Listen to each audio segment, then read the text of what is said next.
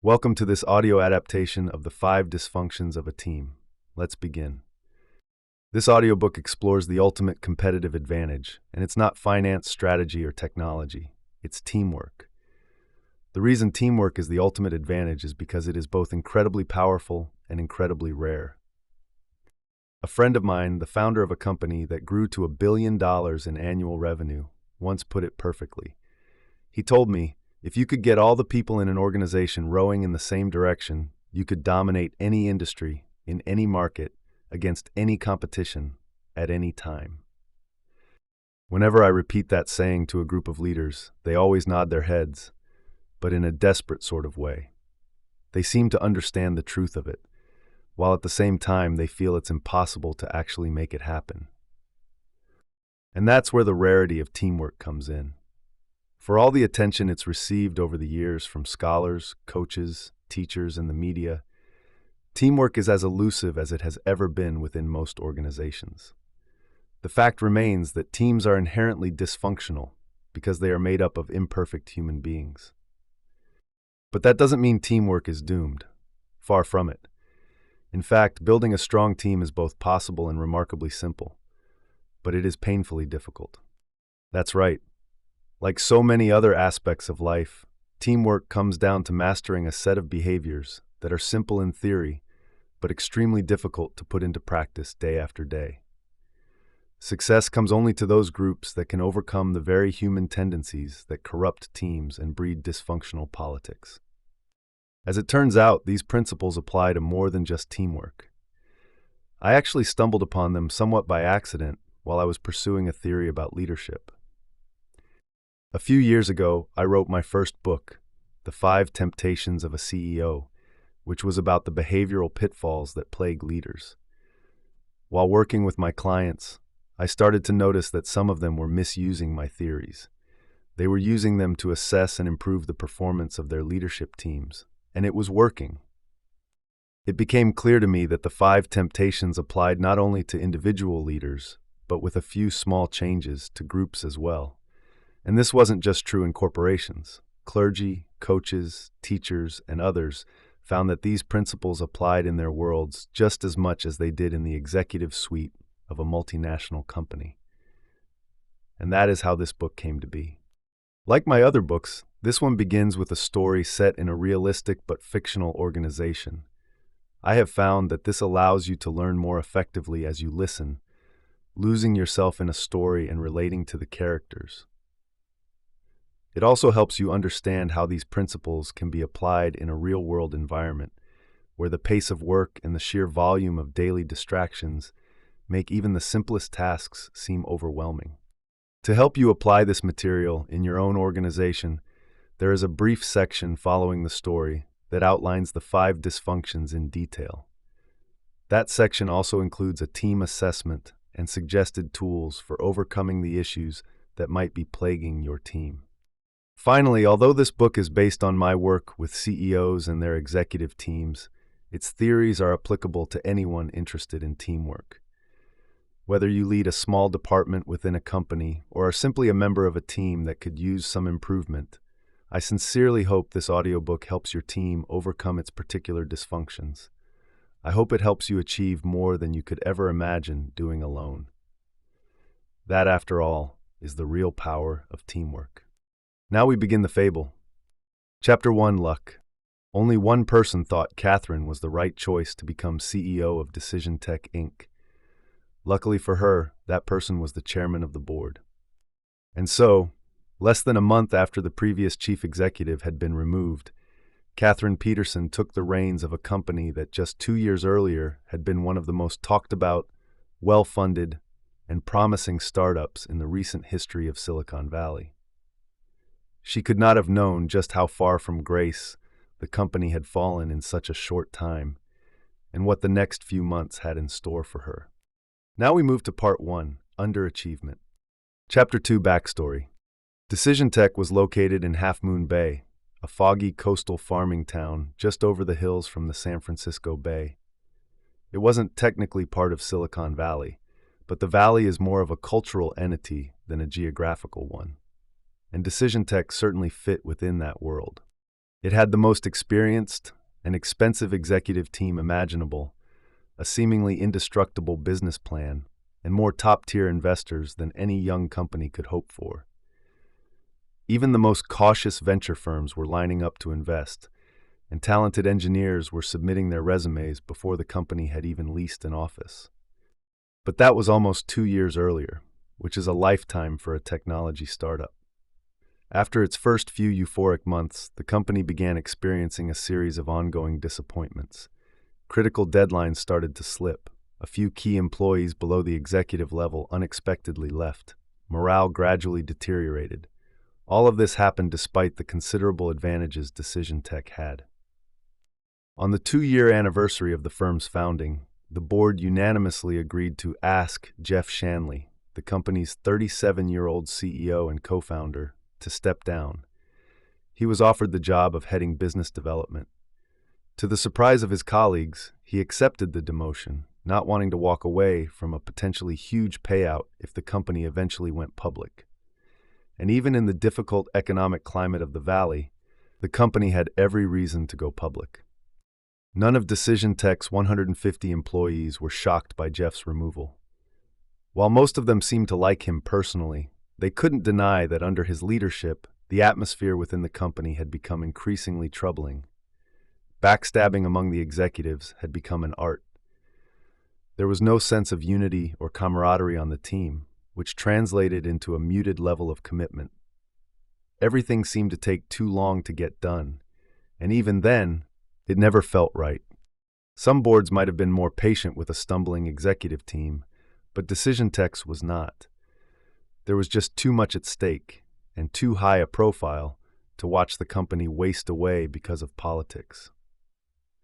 Decision Tech had already developed a reputation in the Valley for being one of the most political and unpleasant places to work.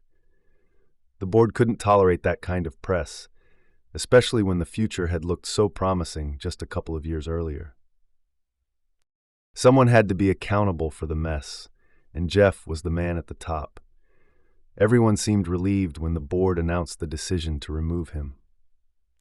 That relief lasted for 3 weeks, until Katherine was hired. Chapter 3: Katherine. The executives couldn't agree on which of Katherine's features presented the biggest problem. There were so many. First, she was old, ancient, at least by Silicon Valley standards. Katherine was 57. More importantly, she had no real high-tech experience other than serving as a board member of Trinity Systems, a large technology company in San Francisco. Most of her career had been spent in operational roles with decidedly low-tech companies, the most notable of which was an automobile manufacturer. But more than her age or experience, Katherine just didn't seem to fit the Decision Tech culture. She had started her career in the military, then married a teacher and basketball coach at a local high school. After raising 3 boys, she taught 7th grade for a few years until she discovered her affinity for business. At the age of 37, Katherine enrolled in a 3-year business school night program, which she completed a semester early at Cal State Hayward, not exactly Harvard or Stanford.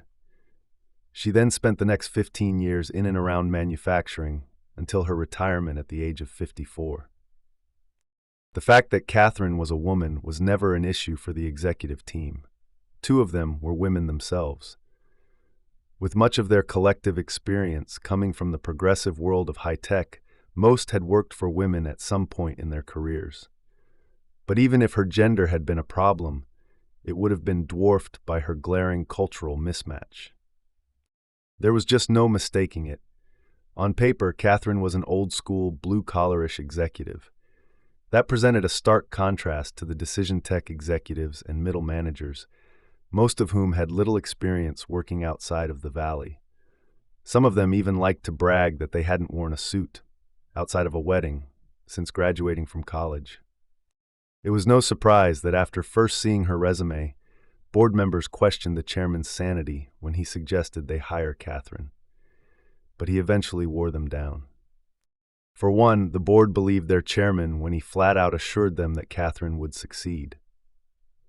Second, he was known to have extremely good instincts about people, notwithstanding the problem with Jeff. They reasoned he certainly wouldn't make two mistakes in a row. But perhaps most importantly, though no one would admit it, Decision Tech was in a desperate situation. The chairman insisted that there weren't many capable executives willing to take on such a messy job. We should consider ourselves lucky to have such a capable leader as Katherine available, he successfully argued. Whether or not that was true, the chairman was determined to hire someone he knew and could trust. When he called Katherine to tell her about the job, he could not have known that he would be regretting the decision just a few weeks later. Chapter 4 Rationale. No one was more surprised about the offer than Katherine. Although she had known the chairman for many years on a personal level, she had actually first met him when her husband coached his oldest son in high school. She could not have imagined that he thought so highly of her as an executive. Most of their relationship had been social, centering around family, school, and local athletics. Katherine assumed that the chairman had little idea about her life outside her role as a mother and a coach's wife. In fact, the chairman had followed Katherine's career with interest over the years, amazed at how successful she had become with such relatively modest training. In less than 5 years, she had become Chief Operating Officer of the Bay Area's only automobile manufacturing plant, a U.S.-Japanese joint venture. She held that job for the better part of a decade and made the plant one of the most successful cooperative enterprises in the country. And while the chairman knew little about the car industry, he knew one thing about Katherine that convinced him she was perfect to fix the problems at Decision Tech. She had an amazing gift for building teams. Chapter 5 Grumblings. If the executives at Decision Tech had any doubts about Katherine when her hiring was first announced, and they did, they were even more concerned after their new leader's first 2 weeks on the job. It wasn't that Katherine did anything controversial or misplaced. It was that she did almost nothing at all. Aside from a brief reception on her first day and subsequent interviews with each of her direct reports, Katherine spent almost all of her time walking the halls, chatting with staff members, and silently observing as many meetings as she could. And perhaps most controversially, she actually asked Jeff Shanley, the former CEO, to continue leading the weekly executive staff meetings, where she just listened and took notes. The only real action Katherine took during those first weeks was to announce a series of 2-day executive retreats in the Napa Valley to be held over the next few months. As if she needed to give them any more ammunition, none of her team could believe she had the gall to take them out of the office for so many days when there was so much real work to be done. To make matters worse, when someone suggested a specific topic for discussion during the first retreat, Katherine refused. She had her own agenda already set. Even the chairman was surprised and a bit unnerved by the reports of Katherine's early performance. He came to the conclusion that if she didn't work out, he should probably leave along with her. That was beginning to feel like the most probable outcome. Chapter 6 Observations. After her first 2 weeks observing the problems at Decision Tech, Katherine had more than a few moments when she wondered if she should have taken the job. But she knew there was little chance she would have turned it down. Retirement had made her antsy, and nothing excited her more than a challenge. While there was no doubt that Decision Tech would be a challenge, something seemed different about this one. Though she had never really feared failure, Katherine could not deny that the prospect of letting the chairman down spooked her a little. To tarnish her reputation so late in her career and among friends and family was enough to worry even the most secure of people. And Katherine was certainly secure with herself.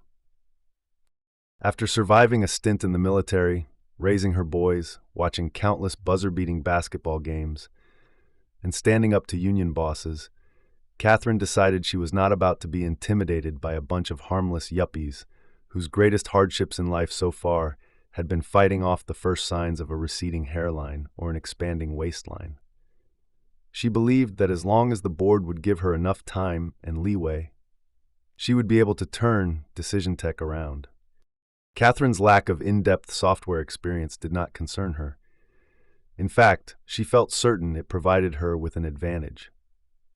Most of her staff seemed almost paralyzed by their own knowledge of technology, as though they themselves would have to do the programming and product design to make the company fly.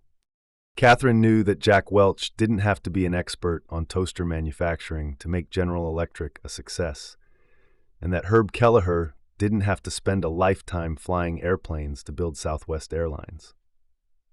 Despite what her limited technical background might suggest, Katherine felt her understanding of enterprise software and technology was more than sufficient for her to lead Decision Tech out of its mess.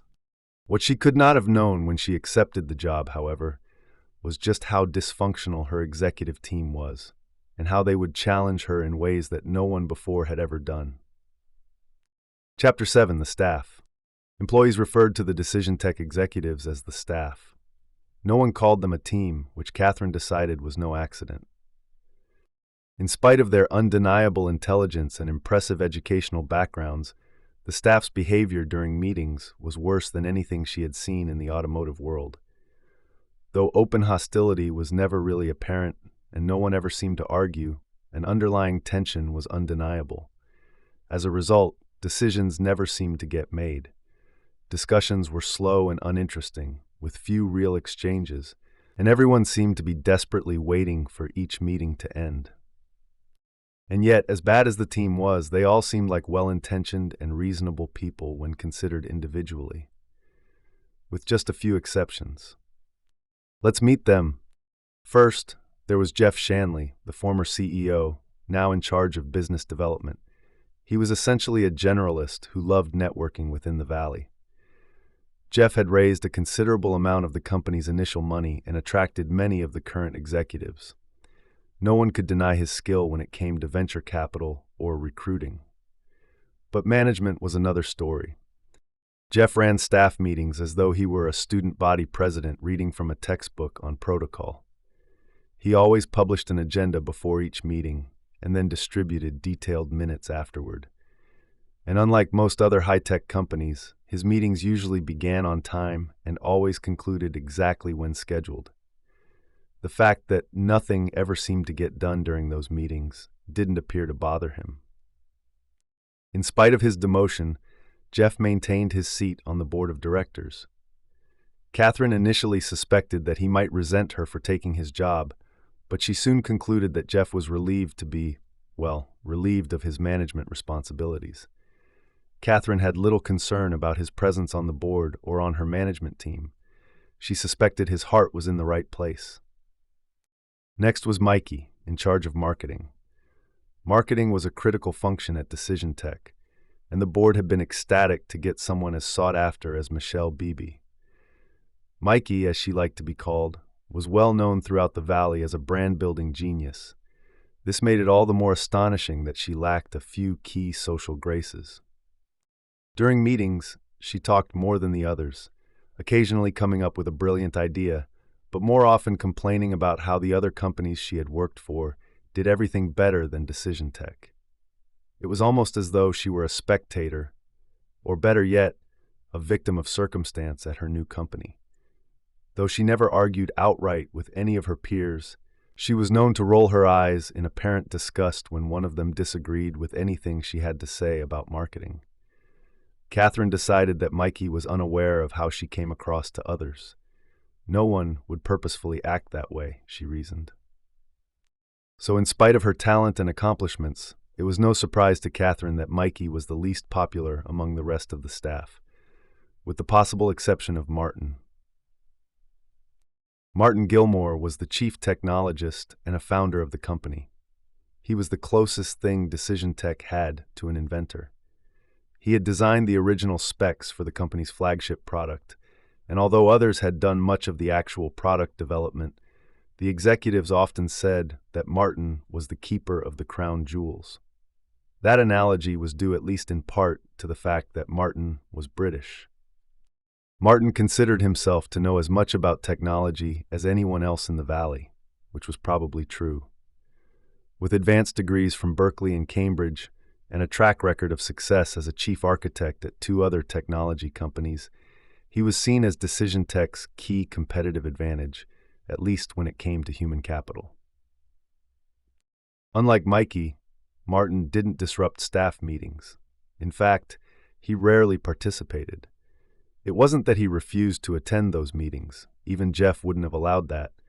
It was just that he always had his laptop open, and he seemed to be constantly checking email or doing something similarly engrossing. Only when someone made a factually incorrect statement could Martin be counted on to offer a comment, and usually a sarcastic one at that. At first, this was tolerable, maybe even amusing to Martin's peers, who seemed in awe of his intellect. But it began to wear on the staff over time, and with the company's recent struggles, it had become an increasingly grating source of frustration for many of them. Then there was JR, the head of sales. To avoid confusing him with Jeff Shanley, everyone called him JR. His real name was Jeff Rollins, but he seemed to enjoy the new moniker. JR was an experienced salesperson and a little older than the others, in his mid-40s. He was usually tan, never rude, and always agreed to do whatever the staff asked of him. Unfortunately, JR rarely followed through.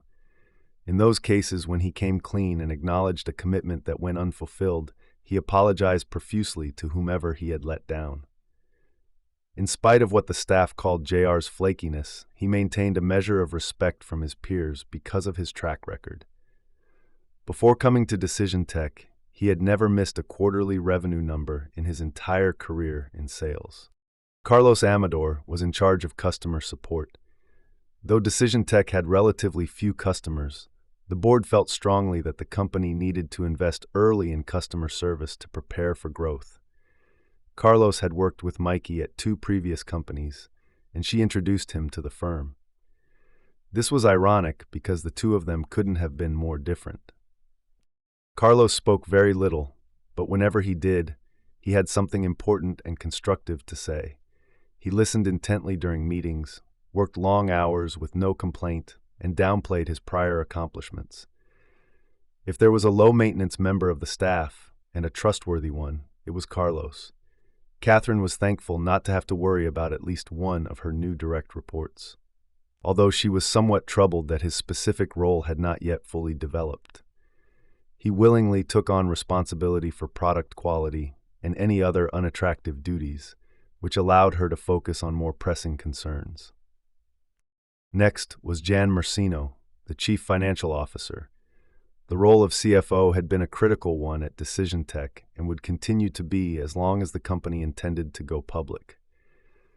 Jan knew what she was getting into when she joined, and she had played a key role in helping Jeff raise impressive amounts of money. Jan was a stickler for detail, took pride in her knowledge of the industry, and treated the company's money as though it were her own. While the board had given Jeff and the staff free rein with expenditures, they did so only because they knew that Jan would not let things get out of control. The final member of the executive staff was Nick Farrell, the chief operating officer, and he was the most impressive on paper. Nick had been vice president of field operations for a large computer manufacturer in the Midwest and had moved his family to California for the Decision Tech job. Unfortunately for him, he had the most ill-defined role of anyone on the team. Nick was officially the COO, but that was only because he had demanded the title as a condition of accepting the job. Jeff and the board gave it to him because they believed he would earn it within the year if he performed well. More importantly, they had become addicted to hiring star executives, and losing Nick would have hurt their winning percentage. Of all the members of the executive staff, Nick had been most directly impacted by the company's sputtering start. Given Jeff's limitations as a manager, Nick had been hired to spearhead Decision Tech's growth, which included building an operational infrastructure, opening new offices, and leading acquisitions. Most of his responsibilities were currently on hold, giving Nick little meaningful day-to-day work. As frustrated as he was, Nick didn't complain openly. To the contrary, he worked hard to build relationships, though sometimes shallow ones, with each of his colleagues, whom he had quietly deemed to be inferior to him. And though he certainly never said so to any of his peers, Nick felt he was the only executive in the company qualified to be CEO. But that would become obvious soon enough. Now we move to Part 2, Lighting the Fire. Chapter 8, First Test. It looked like just another standard email. The subject header, Customer Opportunity Next Week, seemed innocuous enough, even positive, especially since it came from the acerbic chief engineer, Martin, and the note itself was short. The most damaging ones usually are. That it was not addressed to anyone in particular, but was sent to the entire executive staff, only added to its incendiary potential. The email read, "Just received a call from ASA Manufacturing. They're interested in reviewing our product to consider a purchase next quarter. JR and I will be going down to meet with them next week. Could be a big opportunity. We'll be back early Tuesday." The fact that Martin avoided any mention of the scheduling conflict with the executive retreat only made the situation worse for Katherine. He had not asked permission to miss the first day and a half of the off-site retreat, either because he didn't feel the need to, or because he wanted to avoid the issue altogether. Katherine decided it didn't matter which was true. She resisted the temptation to avoid a confrontation by firing off an email reply. Katherine decided this would be her first moment of truth as a CEO, and moments of truth, she knew, are best handled face-to-face. Katherine found Martin sitting in his corner office, reading email. His back was turned toward the open door, but she didn't bother knocking. "Excuse me, Martin," she said. Katherine waited for Martin to turn around, which he took his time doing. "I just saw your email about ASA." He nodded, and she went on. "That's great news, but we'll have to push the appointment back a few days because of the off-site." Martin was silent for an awkward moment, then responded without emotion but with his thickest English accent. "I don't think you understand. This is a potential sales opportunity. You don't just reschedule." Katherine interrupted and responded matter-of-factly. "No, I do understand, but I think they'll still be there next week." Not used to being countered directly, Martin became just slightly agitated. "If your concern is about this Napa off-site thing, then I think we may have our priorities confused. We need to be out there selling." Katherine took a breath and smiled to conceal her frustrations. "First of all, I only have one priority at this point. We need to get our act together as a team, or we're not going to be selling anything." Martin said nothing. After an awkward 5 seconds, Katherine finished the conversation. "So, I'll be seeing you in Napa next week." She turned to leave, then turned back to face Martin again. "Oh, and if you need any help rescheduling the ASA meeting, let me know. I know Bob Tennyson, the CEO down there. He sits on the Trinity board with me, and he owes me a favor." With that, she left the room. Though Martin decided not to push any further for the moment, he was not through fighting. End run. Jeff, the former CEO, stopped by Katherine's office the next morning and asked her to lunch. She had planned to run an errand during that time, but happily shifted her schedule. The oldest Mexican restaurant in Half Moon Bay was as good a spot as any for a difficult conversation, he thought, because mostly locals ate there. Before Jeff could broach the topic he wanted to discuss, Katherine took care of some business of her own. "Jeff," she said, "I want to thank you for leading the executive staff meetings these past 2 weeks. It's allowed me to sit back and observe." He nodded politely to accept her gratitude. She continued, "After next week's off-site, I'll take over, but I want you to know that you shouldn't hold back during the meetings. You should participate as fully as any other staff member." Jeff nodded. "Fine. I don't think that will be a problem." He paused, then worked up the courage to raise his real issue. Straightening his silverware nervously, he began. "Now that you mention the off-site, I'd like to ask you a question." "Go ahead," Katherine replied, almost amused by Jeff's discomfort. She had anticipated a question about her run-in with Martin, so she was calm and confident. "Well, yesterday on the way out of the office, I talked to Martin in the parking lot. He waited, hoping Katherine would jump in. She didn't, so Jeff continued. Well, he said something to me about the ASA meeting and the off-site scheduling problem." Again, Jeff paused, hoping his new boss would mercifully interrupt. This time she did, but only to prompt him. "Yes?" Jeff swallowed. "Well, he believes, and frankly I think I agree with him, that a customer meeting is more important than an internal one. And so if he and JR miss the first day or so of the off-site, I think we would be okay."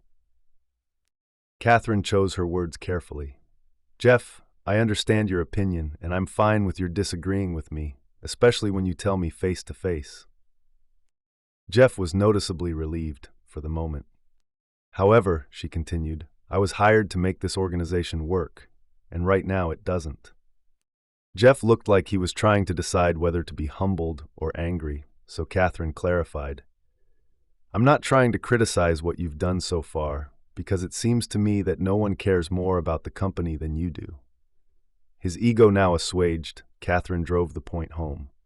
But from a team standpoint, we are completely broken, and one sales meeting is not going to have a meaningful impact on our future. At least not until we straighten out the leadership problems around here. Not knowing Katherine very well, Jeff decided that any further debate would be fruitless and possibly career-limiting. He nodded as if to say, Okay, I guess it's your call. The two of them then engaged in small talk and ate one of the fastest lunches in Half Moon Bay history before heading back to the office. Chapter 10, Drawing the Line. The conversation with Jeff had not fazed Katherine. She had certainly expected some backlash about the Martin incident, but she didn't expect it to come from the chairman. When he reached her at home that evening, she initially assumed he was calling to give her support. I just got off the phone with Jeff, he announced in a friendly tone. So I guess you heard about my headbutt with Martin, Katherine said. Her humorous and confident attitude pushed the chairman into a more serious mood. Yes, and I'm a little concerned. Katherine was caught off guard. You are? She asked. Look, Katherine, you know I don't want to tell you how to go about doing this, but maybe you should try to build a few bridges over there before you start setting any on fire, he said. Katherine let a few moments pass before replying. As surprised as she was remarkably calm and shifted into CEO mode immediately. Okay, what I'm about to say is not meant in any way to be defensive or rude. I know that, Katherine, he replied. Good, she said, because I'm not going to mince my words, not with you. And I appreciate that, he said. You may not after you hear what I have to say. He forced a laugh. Okay, I'm sitting down. First, Katherine began, don't think that I'm just randomly setting fires to get my kicks. I've been watching these people carefully for the past 2 weeks, and everything I'm doing and everything I'm about to do is purposeful and intentional. I didn't tweak Martin because I felt like it in the moment. I know, it's just that, he started. Katherine interrupted politely. Hear me out, this is important. Okay, go ahead. Now, if you knew how to do what I am trying to do, you wouldn't need me. Am I right? You're right, he admitted. You see, I honestly appreciate your concern for the company, and for me, and I know you mean well on both counts. But based on this call, I'd have to say that your good intentions are hurting the company more than helping it. I'm sorry, but I'm not understanding you, the chairman said. Katherine went on. Well, over the past 18 months, you've been fairly active with Jeff and the rest of the team, more so than most board chairmen, and you've watched this team spiral further and further into dysfunction and chaos, and now you've asked me to help you pull them out of it. Isn't that what you want? Absolutely, that's exactly what I want. Then I have a single question for you. Are you prepared for the consequences of letting me do this right? Now, don't answer right away. She caught him just as the words were coming out of his mouth. Think about it for a second. She let the question sit there before continuing. This is not going to be easy or pretty. Not for the company, not for the executives, not for me, and not for you. The chairman remained silent, resisting the temptation to assure her that he was prepared to do whatever she needed. Katherine interpreted his silence as permission to continue her pointed lecture. You've probably heard my husband say that a fractured team is just like a broken arm or leg. Fixing it is always painful, and sometimes you have to re-break it to make it heal correctly. And the re-break hurts a lot more than the initial break because you have to do it on purpose. After another long pause, the chairman spoke. Okay, Katherine, I hear you. Do whatever you have to do. I won't get in the way. Katherine could tell that he meant it. Then he asked, but I do have one final question. How much of this team are you going to have to re-break? I should know by the end of the month, she replied. Chapter 11, Napa. Katherine chose the Napa Valley for the off-site because it was close enough to the office to avoid expensive travel, but just far enough to feel out of town. And regardless of how many times people have been there, it always seems to make them slow down a pace or two. The meeting was to take place at a small inn in the town of Yountville. Katherine liked it because it was reasonably priced during the off-season and had just one large, comfortable conference room. It was on the second floor with its own balcony overlooking acres of vineyards. The meeting was to start at 9 a.m., which meant most of the team had to leave home fairly early. By 8:45, everyone had arrived, checked their luggage, and was seated at the conference table.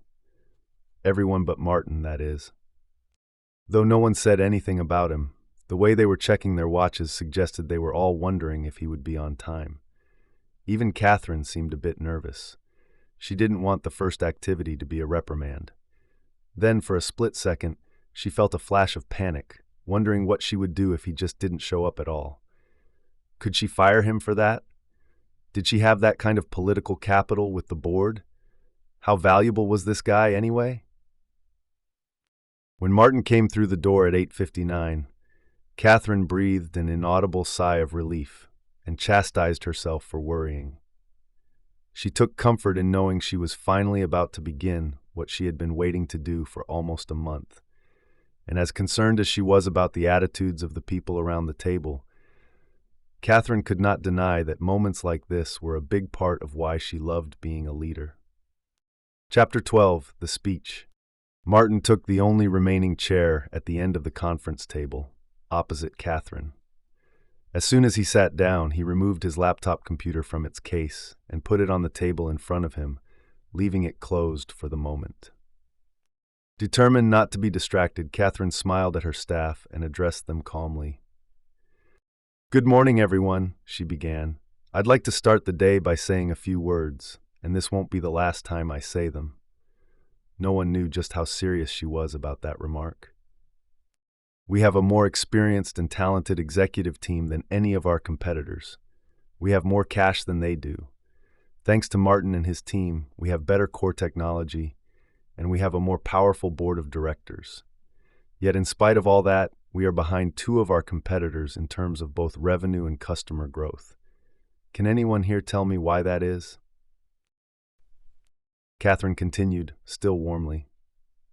"After interviewing with every member of our board and spending time with each of you, and then talking to most of our employees, it is very clear to me what our problem is." She paused. "We are not functioning as a team. In fact, we are quite dysfunctional." A few of the staff members glanced toward Jeff to see how he would react. He seemed fine, but Katherine picked up on the tension. "I'm not saying this to call out Jeff or anyone else in particular," she said. "It's just a fact, one that we are going to begin addressing over these next 2 days. And yes, I know how ridiculous it feels to be out of the office for so many days this month. But by the end of it all, everyone who is still here will understand why this is so important." That last comment got everyone's attention. "That's right," Katherine said. "I want to say right up front that Decision Tech is going to experience some changes during the next few months, and it is very possible that some of us here won't find the new company to be the kind of place where we want to be.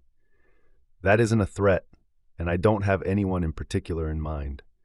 It's just a realistic probability, and it's nothing to be in denial about. All of us are eminently employable, and it wouldn't be the end of the world for anyone to leave if that is the right thing for the company and the team."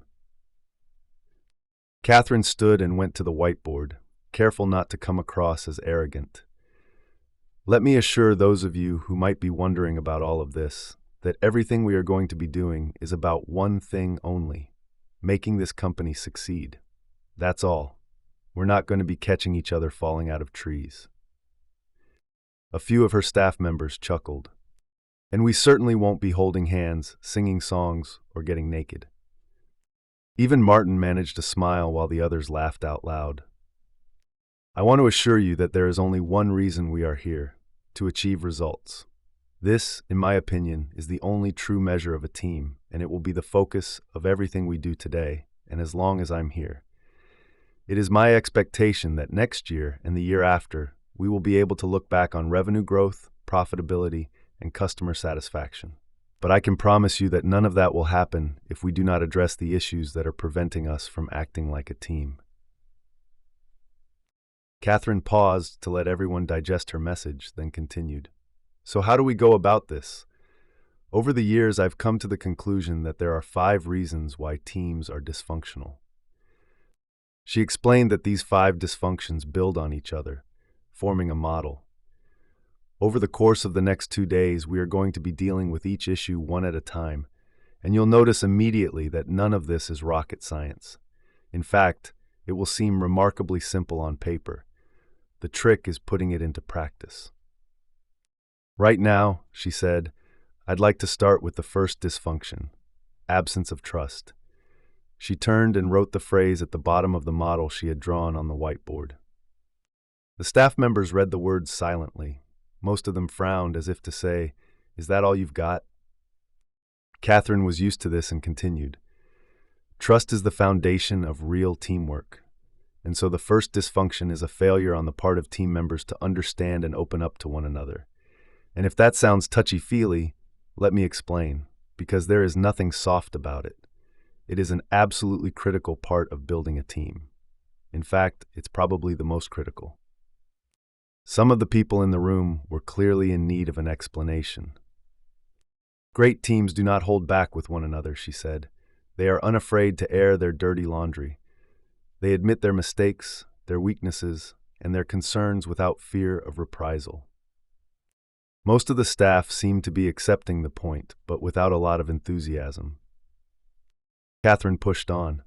The fact is, if we don't trust one another, and it seems to me that we don't, then we cannot be the kind of team that ultimately achieves results. And so that is where we're going to focus first. Chapter 13, Pushing Back. The room was silent until Jan, the CFO, raised her hand. Katherine smiled. I may have been a school teacher once, but you don't have to raise your hand to talk. Feel free to jump in any time. Jan nodded and asked her question. I'm not trying to be negative or contradictory here, but I'm just wondering why you don't think we trust each other. Is it possible that you just don't know us very well yet? Katherine paused to consider the question. Well, my assessment is based on quite a bit of data, Jan. Specific comments from the board, employees, even many of you. Jan seemed content with the answer, but Katherine decided to continue. But I'd have to say that more than anything, I see a trust problem here in the lack of debate that exists during staff meetings. But I don't want to get ahead of myself, because that's a separate part of the model. Nick, the COO, was not about to let it go. But that doesn't always mean there is an absence of trust, does it? The question was more of a statement. Everyone, including Martin and Mikey, seemed eager for Katherine's response. No, not necessarily, I guess. Nick was momentarily pleased that his comment was deemed correct. Until Katherine clarified. Theoretically, if everyone is completely on the same page and working in lockstep toward the same goals with no confusion, then I suppose a lack of debate might be a good sign. More than one of the staff members began to smile sheepishly at the description that certainly did not apply to them. Nick's satisfaction disappeared. Katherine continued, directing her explanation toward him. But I'd have to say that every effective team I've ever observed had a substantial level of debate. Even the most trusting teams mixed it up a lot. Now she directed a question to the rest of the room. Why do you suppose there is so little passionate discussion or debate among this group? At first, no one answered, and Katherine let them sit in the uncomfortable silence. Then Mikey, the marketing VP, mumbled something under her breath. I'm sorry, Mikey, I didn't hear you, Katherine said, doing her best to conceal her distaste for sarcastic remarks. Mikey clarified, louder now. There isn't enough time. I think we're all too busy to have lengthy debates about minor issues. We're drowning in work as it is. Katherine sensed that the others might not agree with Mikey, but she wondered if anyone would dare challenge her. She was about to do so herself when Jeff offered tentatively, I'm not sure I'm with you on that one, Mikey. I don't think we lack the time to argue. I think we're just not comfortable challenging each other. And I'm not sure why. Mikey responded quickly, if not sharply. Maybe because our meetings are always too structured and boring. The mother in Katherine wanted to step in and protect Jeff, partly to reward him for standing up to Mikey, but she decided to let things go. After a pause, Carlos, the head of customer support, chimed in gently. Now wait a minute, everyone. I agree that meetings have been pretty dull and that the agenda is usually a little too full, but I think we all could have challenged each other more. We certainly don't all agree on everything. Nick spoke up. I don't think we agree on anything. They all laughed, except Martin, who had opened his laptop and turned it on. Katherine joined the livening conversation. So you don't agree on most things, and yet you don't seem willing to admit that you have concerns. Now, I'm no PhD in psychology, but that's a trust issue if I've ever heard one. A few of the heads in the room actually nodded in agreement, something Katherine appreciated like a starving person given a few morsels of bread. And then the typing sound began. Martin, now completely checked out, was banging away at his keyboard like a computer programmer. Distracted by the sound, everyone glanced at Martin for a nanosecond, and that was enough to kill the conversation's momentum. Katherine had both relished and dreaded this moment from the first staff meeting she had observed. As much as she wanted to avoid another run-in with Martin, especially so early, she would not let the opportunity pass. Chapter 14, Entering the Danger. The tension in the room began to mount as Katherine watched Martin type away at the other end of the table. No one really thought she would say anything, but they didn't know Katherine very well. "Excuse me, Martin," she said. Martin finished typing and then looked up to acknowledge his boss. "Are you working on something?" Katherine's question was sincere, without a hint of sarcasm. The room froze, waiting anxiously for the answer to the question they had been wanting to ask for the past 2 years. Martin seemed as though he wasn't going to respond at all, then said, "I'm taking notes, actually," and continued typing. Katherine remained calm and continued in a measured tone. "I think this is a good time to talk about ground rules for the off-site and for our meetings going forward." Martin looked up from his computer, and Katherine continued, directing her comments to the entire group. "I don't have a lot of rules when it comes to meetings, but there are a few that I'm a stickler about." Everyone waited. "Basically, I want you all to do 2 things: be present and participate. That means everyone needs to be fully engaged in whatever we're talking about." Even Martin knew when to pull back a little. He asked a question, but in a slightly conciliatory tone the group wasn't used to. "What about when the conversation is not relevant to everyone? Sometimes it seems that we talk about issues that would best be handled offline, one-on-one." "That's a good point," Katherine said, reeling Martin in. "If there is ever a time when that happens, when we think we're wasting the group's time, then everyone here should feel free to speak up." Martin seemed pleased that she had agreed with him. Katherine went on. "But for everything else, I want everyone fully engaged. And while I understand that some people prefer to use a computer rather than a notebook, like you, Martin, I've found that it's just too distracting. It's easy to imagine the person sitting there checking email or working on something else." Mikey decided to come to Martin's aid, something he didn't want or need. "Katherine, with all due respect, you haven't worked within the high-tech culture, and this is pretty common in software companies. I mean, maybe not in the automotive world, but..." Katherine interrupted politely. "Actually, this is very common in the automotive world. I had the same issue there. It's more of a behavioral issue than a technological one." Jeff nodded and smiled as if to say, "Good answer." And with that, Martin closed his laptop and put it in his computer case.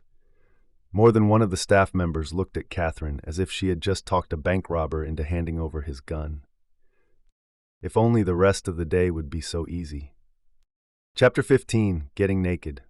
Katherine knew she was about to begin a deceptively critical part of the session, one that would give her clues as to how things might unfold. It was no accident that it was the first real exercise on the agenda.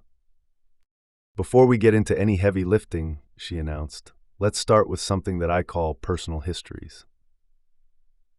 Katherine explained that everyone would answer 5 non-intrusive personal questions about their backgrounds. She ended her instructions with a humorous warning that even Martin seemed to appreciate. "Remember, I want to hear about your life as a child, but I'm not interested in your inner child." One by one, the decision tech executives answered the questions. Hometown, number of kids in the family, interesting childhood hobbies, biggest challenge growing up, first job. Almost every set of answers contained a gem or two that few, if any, of the other executives knew. Carlos was the oldest of 9 kids. Mikey studied ballet at the Juilliard School in New York. Jeff had been a bat boy for the Boston Red Sox. Martin spent much of his childhood in India. JR had an identical twin brother. Jan was a military brat. During the discussion, Nick even discovered that he had played basketball in high school against the team coached by Katherine's husband. As for Katherine, her staff seemed most surprised not by her military training or automotive experience, but by the fact that she had been an All-American volleyball player in college. It was quite amazing.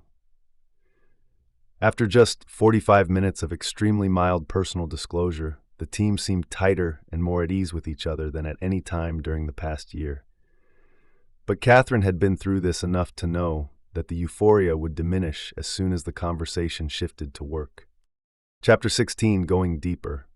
When the team returned from a short break, it was clear they had already lost some of the glow from the morning's session. They spent the next several hours working through lunch, reviewing their individual behavioral tendencies according to a variety of diagnostic tools they had completed before coming to Napa. One of these was the Myers-Briggs Type Indicator. Katherine was pleasantly surprised that even Martin seemed engaged in the discussion. But then again, she reasoned, everyone likes to learn about and talk about themselves. Until the criticism comes, that is. And it was about to come. Katherine decided that late afternoon was a bad time to dive into the next phase, given everyone's energy level. She gave them a break for a few hours to check email, exercise, or do whatever they wanted. Katherine knew they would be working late that night and didn't want them to get burned out too early. Martin spent most of the break reading email in his room. Nick, Jeff, Carlos, and JR played bocce ball on the court next to a hotel. Katherine and Jan met in the lobby to talk about budgets. Mikey sat by the pool and read a novel. When they returned around dinner time, Katherine was pleased to see them pick up the conversation where it had ended. By now, everyone had acknowledged their different interpersonal styles and discussed the implications. They were all definitely loosening up. They were eating pizza and drinking beer, which made everything seem less threatening. Suddenly, Carlos was teasing John for being too analytical, while Jeff razzed JR for being unfocused. Even Martin responded well when Nick called him a raging introvert. No one at the table was fazed by the good-natured but substantive ribbing, with the exception of Mikey. It wasn't that she took their teasing badly. Worse, no one teased her at all. In fact, they made no comments about her, and unsurprisingly, she made almost none about them. Katherine wanted to bring her into the process, but decided not to be too aggressive so soon. Things were going well, better than she had expected, and the team seemed willing to talk about some of their dysfunctional behaviors. There was no need to create a controversy on the first night. But sometimes things cannot be controlled, and Mikey herself opened the door to her own issues. When Nick remarked to the group that he found the personality descriptions to be amazingly accurate, Mikey did what she so often did. She rolled her eyes. Katherine was just about to call her on her behavior when Nick beat her to it. "What was that all about?" he asked. Mikey reacted as though she had no idea what he was talking about. "What?" she replied. Nick was mostly teasing her, but he was clearly a little annoyed. "Come on, you rolled your eyes. Did I say something stupid?" She persisted in feigning ignorance. "No, I didn't say anything." Now Jan jumped in, but gently. "You didn't have to say anything, Mikey. It was the look on your face." Jan wanted to defuse the situation. Sometimes I think that you don't even know you're doing it. But Mikey wouldn't bite, and she was beginning to get slightly defensive. I really don't know what you're talking about. Nick couldn't hold back. Come on, you do it all the time. It's like you think we're all idiots.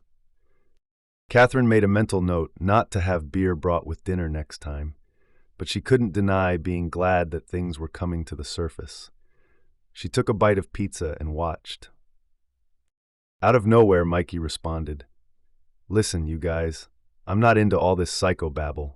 I don't think any of our competitors, who happen to be kicking our asses right now, are sitting around a hotel in Napa talking about where they get their energy or how they see the world." The room was caught off guard by the indictment of the entire process and looked to Katherine to see how she would respond, but Martin beat her to it. "Yeah, you're right," he said. People were shocked that Martin, who had seemed engaged, was defending Mikey until he completed the punchline. "They're probably in Carmel." Had anyone else said it, the room would have chuckled.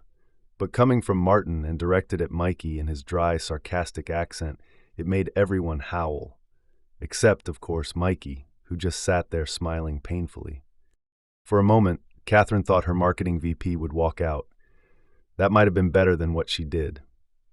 For the next 90 minutes, Mikey didn't say a word, but sat silently as the group continued their discussion. Eventually, the topic drifted toward more tactical business issues. Jan interrupted and asked Katherine, "Are we getting off track here?" Katherine shook her head.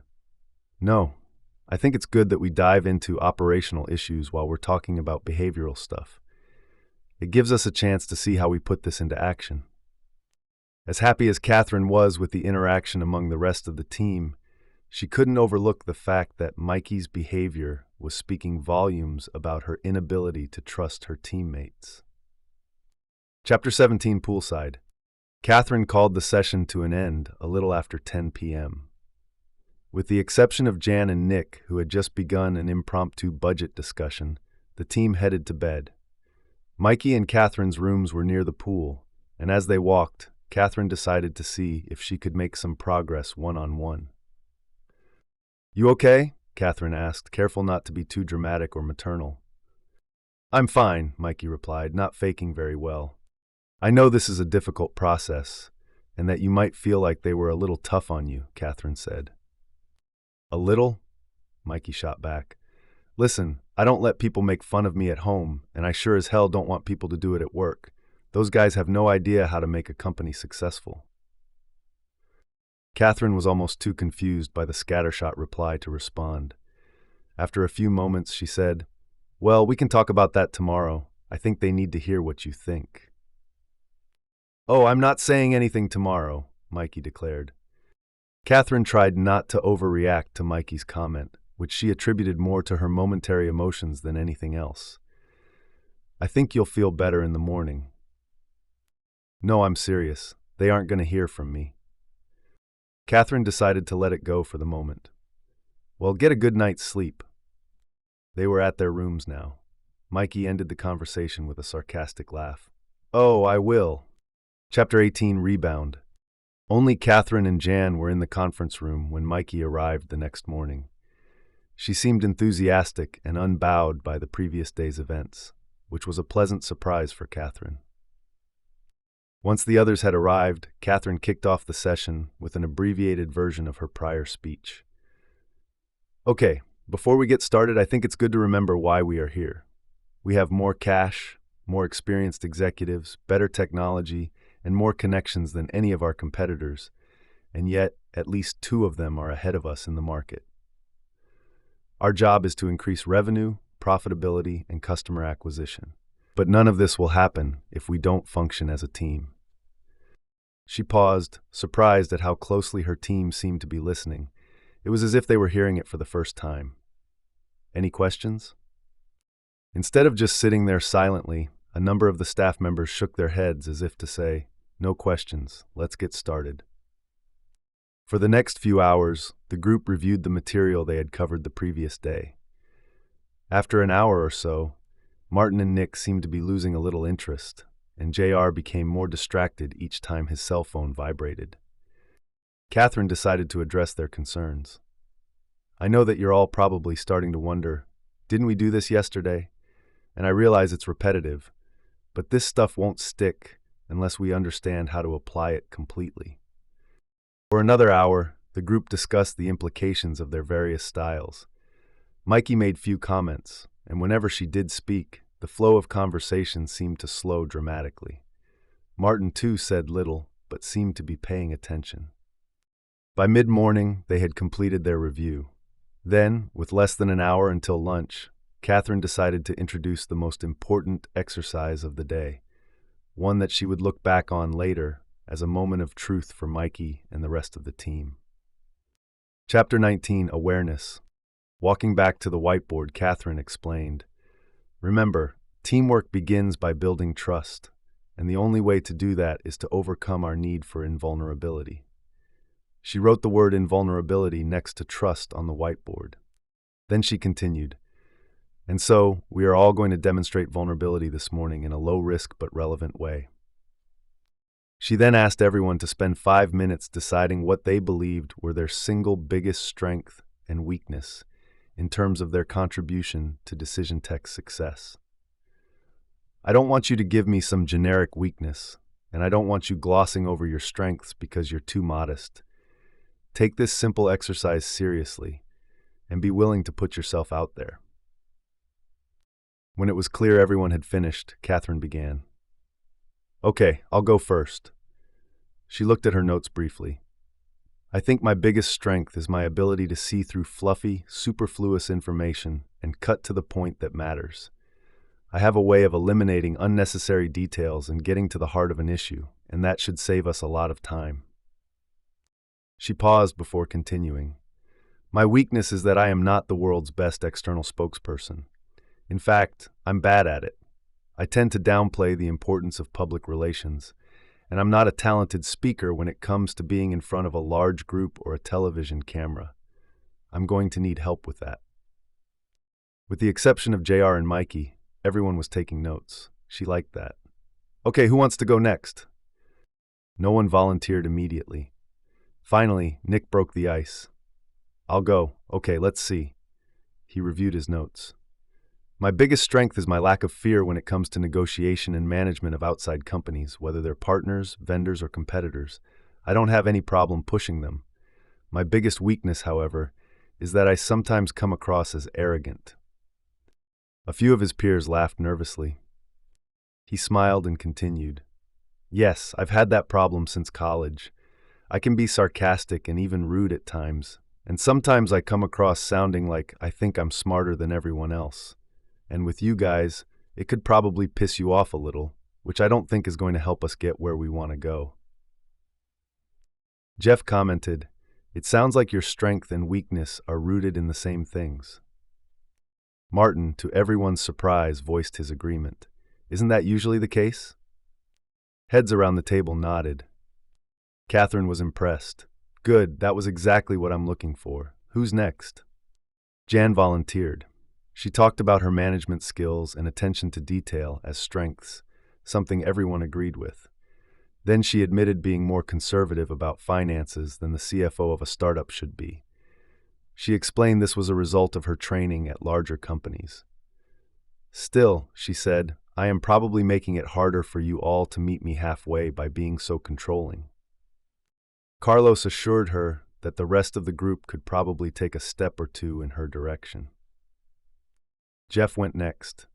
He struggled to call out his amazing networking skills, but Jan wouldn't let him off the hook. "Come on now, Jeff. If we've done one thing well, it's been raising boatloads of money. Don't downplay your role in that." Jeff reluctantly accepted her kind-hearted rebuke and then blew everyone away with his admission of weakness. "I am pretty afraid to fail, and so I tend to over-engineer things and do them myself.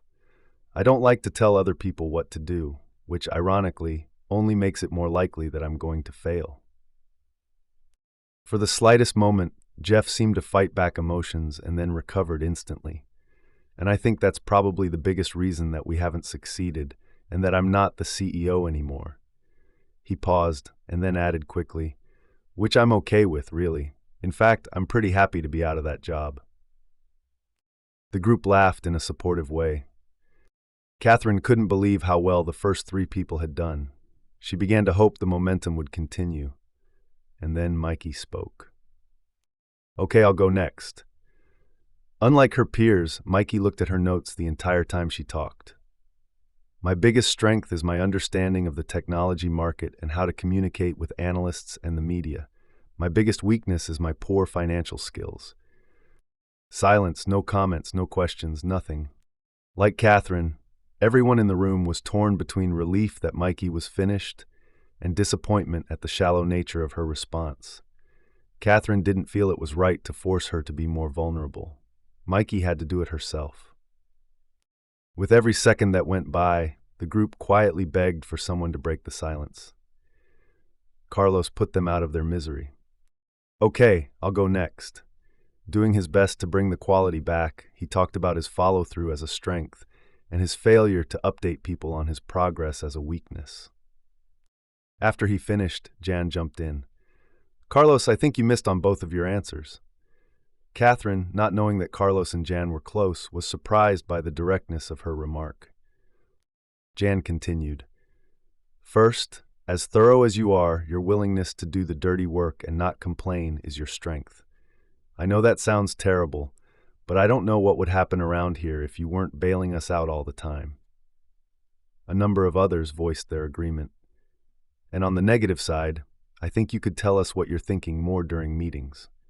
You hold back too much. Everyone waited to see how Carlos would respond, but he just nodded and took a note. Okay. JR volunteered to go next and brought the room to a roar when he explained, clearly, my biggest strength is my follow-through and attention to detail. The group enjoyed the laughter until JR continued. Seriously, I'm pretty good at building strong personal relationships with customers. In fact, I'm really good at that. He said it modestly. On the downside, if I don't think something is terribly important, which usually means it isn't going to get me closer to closing a deal, I can sometimes blow it off. Sometimes, asked Nick. The room howled again. JR blushed. I know, I just can't seem to get around to my to-do list. I think that hurts the team. Martin was the only one left. Okay, I think I'm next. He took a deep breath. I hate talking about myself this way, but if I have to, I'd say that I'm good at solving problems, doing analysis, stuff like that. What I'm not so good at is communicating with human beings. He stopped. I mean, it's not that I can't do it, but I really prefer people who aren't sensitive. I like to have conversations on a purely intellectual level and not have to worry about what they're feeling. Does that make sense? Sure, said Jeff, who decided to take a risk. The problem is that it can sometimes make people think you don't like them, that they're a waste of your time.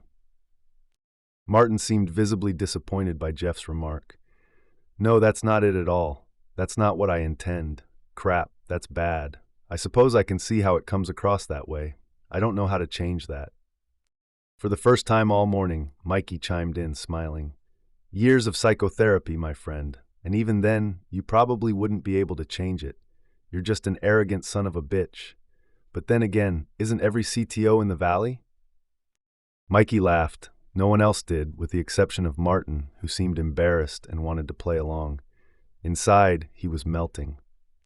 Katherine would later kick herself for not calling Mikey on her remark, which she attributed at the time to Mikey's astonishingly low emotional intelligence. Whatever the case, it was clear to her now that Mikey's behavior was having a very real impact on the rest of the group. Chapter 20, Ego. When everyone was back in their seats, Katherine announced a change in direction. Okay, we're going to move all the way to the final dysfunction.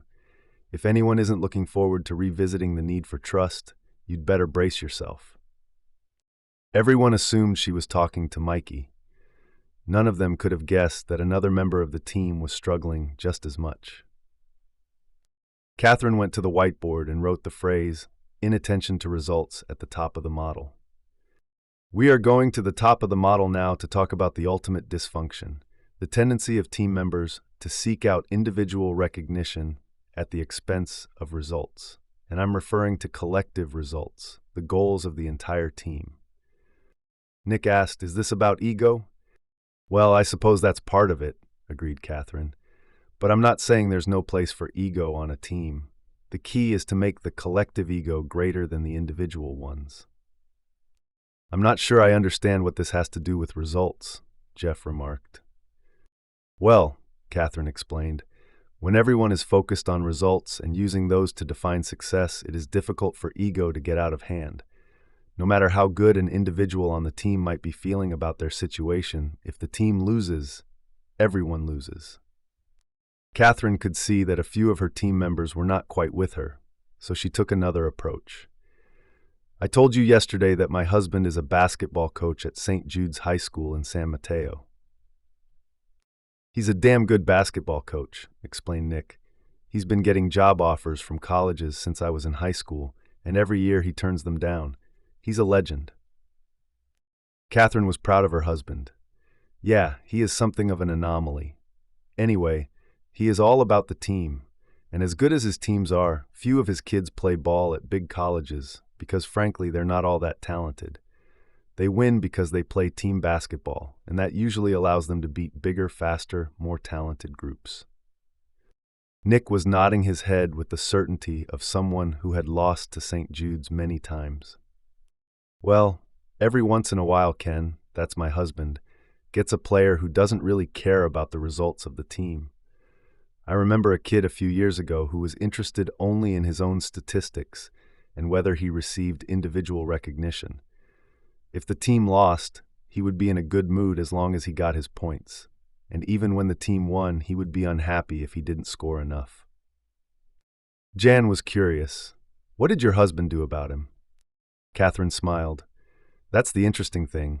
This kid was one of the most talented players on the team, but Ken benched him. The team played better without him, and he eventually quit. Harsh remarked. Yeah, but he came out the next year with a very different attitude and went on to play for St. Mary's College. He'll tell you now that it was the most important year of his life. Jan was still curious. Do you think most people like that can change? Katherine didn't hesitate. No. For every kid like that one, there are 10 who never made it. The group seemed sobered by the definitive response. And as harsh as that may sound, Ken always says that his job is to create the best team possible, not to shepherd the careers of individual athletes. And that's how I look at my job. Jeff decided to ask the group a question. Anyone here play team sports in high school or college? Jeff went around the room. Nick reported that he had played baseball in college. Carlos was a linebacker in high school. Martin proudly announced, I played football, the original kind. Everyone chuckled. Mikey said she ran track in high school. When Nick questioned her about it being an individual sport, she cleverly interrupted, I ran on the relay team. Katherine reminded everyone that she was a volleyball player. Jan reported she was a cheerleader and on the dance team. And if anyone here says those aren't teams, she joked, I'm going to cut your budget in half. They laughed. Jeff confessed his lack of athletic aptitude.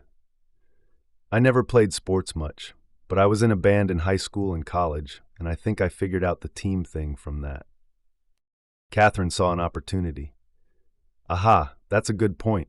You can definitely learn teamwork from lots of different activities, but there is a reason that sports are so prevalent when it comes to teams. The 7th grade teacher in her emerged. Does anyone know what that is?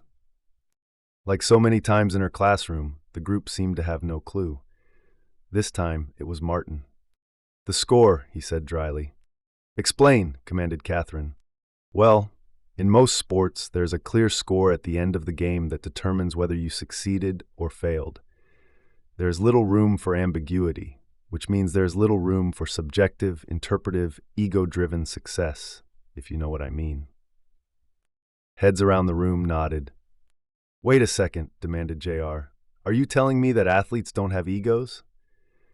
Katherine jumped in. They have huge egos, but great athletes' egos are usually tied to a clear result, winning. They just want to win. More than making the all-star team, more than getting their picture on a box of Wheaties, and yes, more than making money. I'm not sure there are many of those kinds of teams around anymore, declared Nick. Katherine smiled. And that's the beauty. The teams that figure it out have a bigger advantage than ever before because most of their competitors are just a bunch of individuals looking out for themselves. Mikey was looking a little bored. What does this have to do with a software company?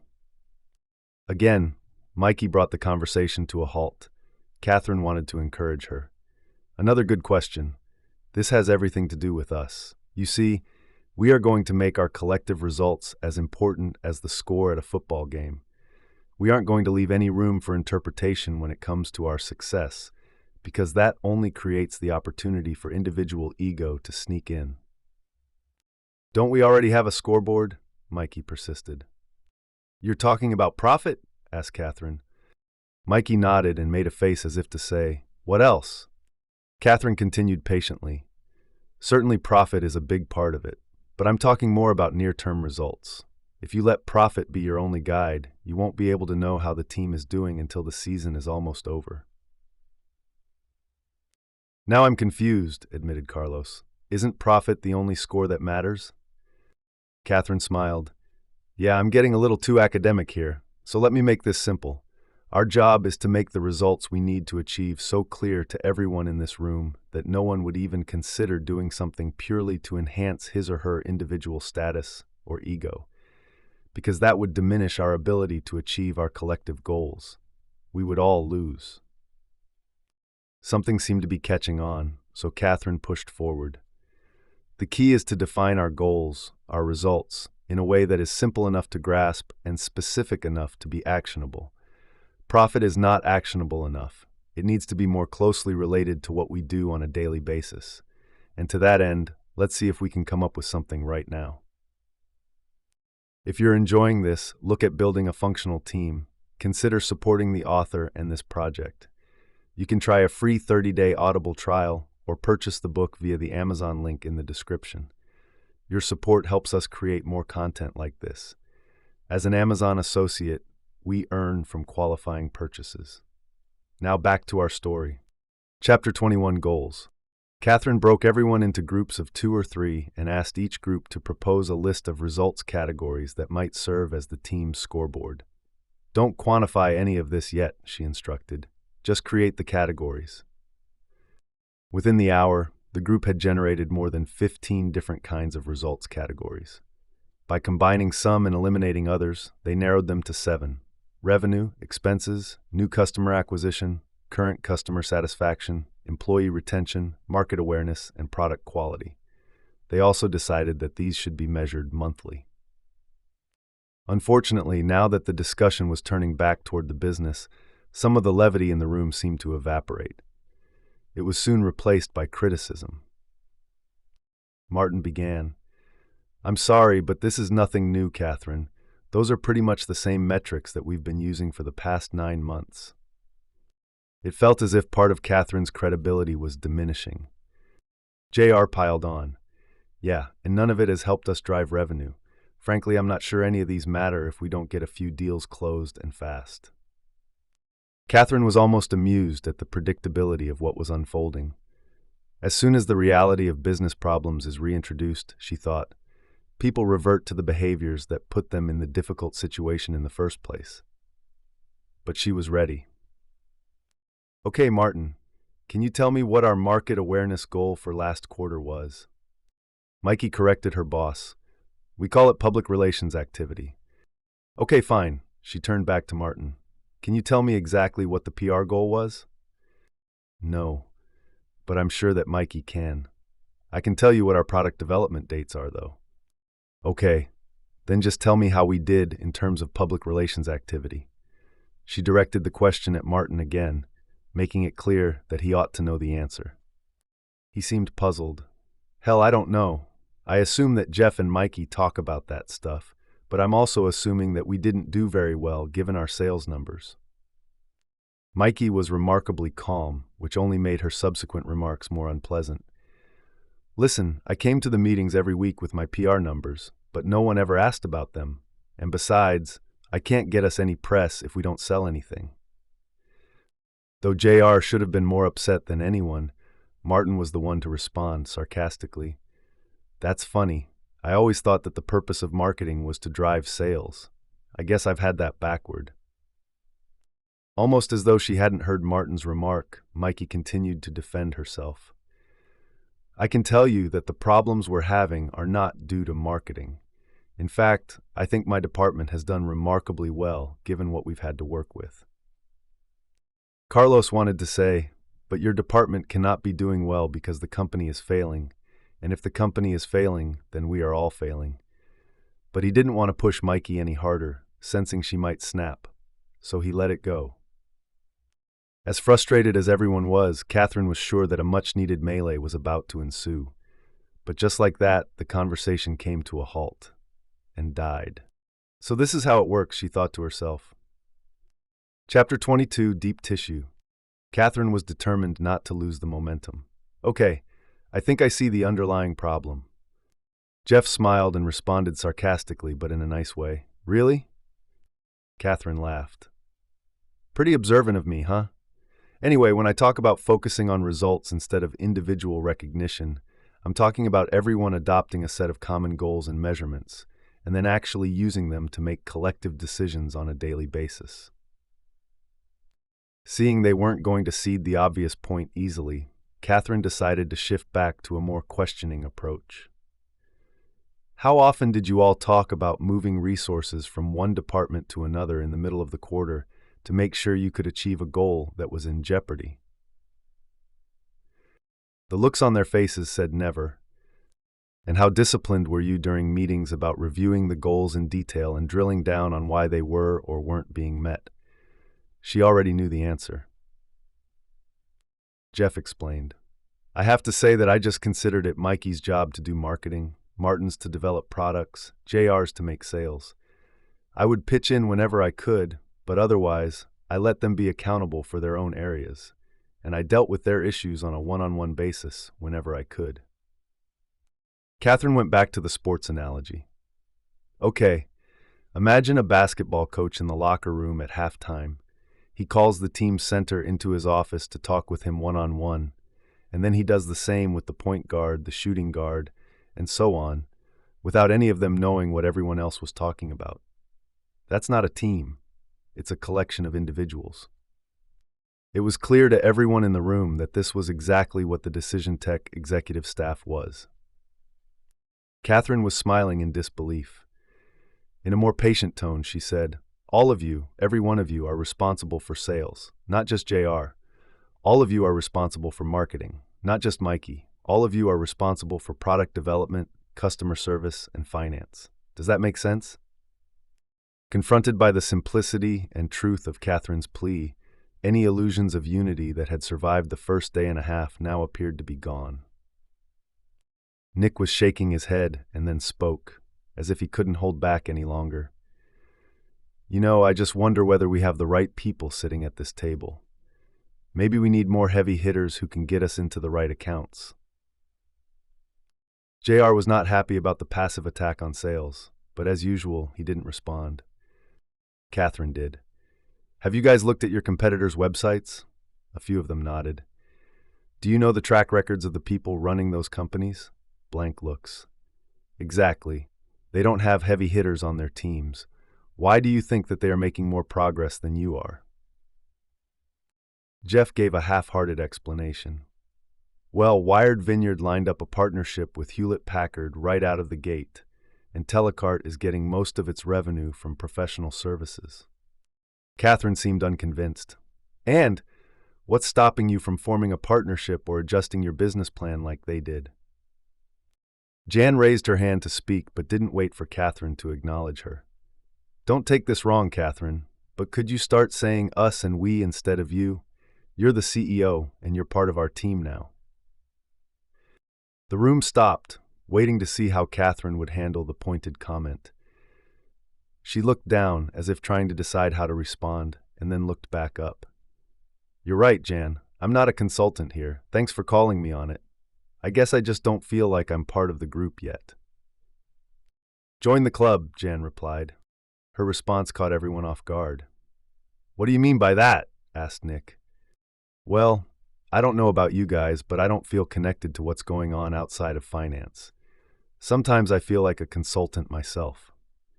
At other companies, I've always been more involved in sales and operations. Right now, I feel isolated. Carlos agreed. Yeah, it does seem like we don't really have the same goals in mind at staff meetings. It almost feels like we're all lobbying for more resources for our departments, or trying to avoid getting involved in anything outside our own areas. He continued, and you guys think I'm such a prince for volunteering, but that's how everyone works at most of the companies I've worked for. Katherine was relieved to see a few people were breaking through, which is why she was so blindsided by the reaction to her next remark. The politics around here are astounding, and they're a result of everyone being far too ambiguous about what we're all trying to accomplish. That makes it easy to focus on individual success. Nick was frowning now. Wait a second. I agree we're not the most healthy group, but don't you think you're going a little too far when you say we're political? No, Katherine replied. I think that this is one of the most political groups I've ever seen. As the words came out of her mouth, she realized she could have been more delicate. She could sense the people in the room banding together to challenge her. Even Jeff took issue. I don't know, Katherine. This might be a function of your not having worked in high tech. I've worked at some pretty political companies, and I don't know if we're all that bad. Katherine decided to let the others empty their chambers first. Nick fired away. I think we're about average. Keep in mind, this is a tough market. Smelling blood in the water now, Mikey dove in. I agree. I mean, you've joined the company at a weird time, and to make that statement after just a few weeks is pretty careless. Although her colleagues didn't agree with the harshness of that remark, Mikey knew they weren't going to challenge her on this one. Katherine waited until no more comments came, and then responded. First of all, I am sorry if my comment sounded flip. You're right that I haven't worked in high tech, and so my reference point could be a little off. She let the partial apology sink in. And I certainly don't want to come across as condescending, because that doesn't help us. Katherine sensed that a few team members, Jan, Carlos, and Jeff, received her statement sincerely. She continued, At the same time, I don't want to downplay the very dangerous situation that we're all in. We have big problems, and I've observed enough of this group to know that politics are alive and well here. She was certainly not backing down. And frankly, I would rather overstate the problem than understate it, but only for the good of the team, not for my own satisfaction. I can assure you of that. Because of her consistent behavior over the past day and a half, most of her staff seemed convinced she was sincere. Nick frowned, but Katherine couldn't tell if he was angry or confused. It was confusion. Maybe you should tell us exactly what you mean by politics. Katherine thought for a moment. Politics is when people choose their words and actions based on how they want others to react rather than based on what they really think. The room was silent. Martin, as serious as ever, cut through the tension. Okay, we're definitely political. Though he had not intended to be funny, Carlos and Jan laughed out loud. Jeff just smiled and nodded.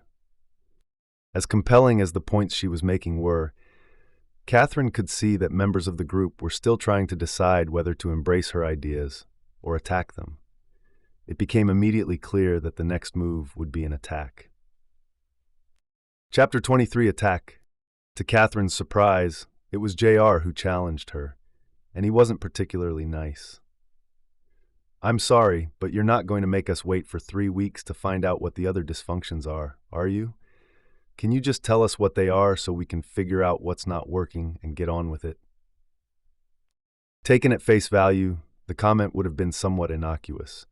But in that moment, with the tone in which it was asked, and given JR's usually mellow nature, it was the harshest comment so far. Had Katherine been a less secure executive, she would have been rocked by the remark. But then she realized this was precisely what she needed, honest resistance. As much as she wanted to stick to her plan, Katherine decided to take JR's advice. No problem. Let's go through the other 3 dysfunctions right now. Chapter 24, Exhibition. Katherine went to the whiteboard, but before she filled in the next box, she asked a question.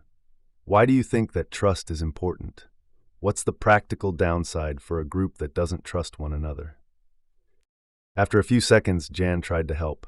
Morale problems, inefficiency. That's a little too general. I'm looking for one very specific reason why trust is necessary. No one seemed ready to offer an answer, so Katherine provided it. Just above absence of trust, she wrote fear of conflict. If we don't trust one another, then we aren't going to engage in open, constructive, ideological conflict. We'll just continue to preserve a sense of artificial harmony.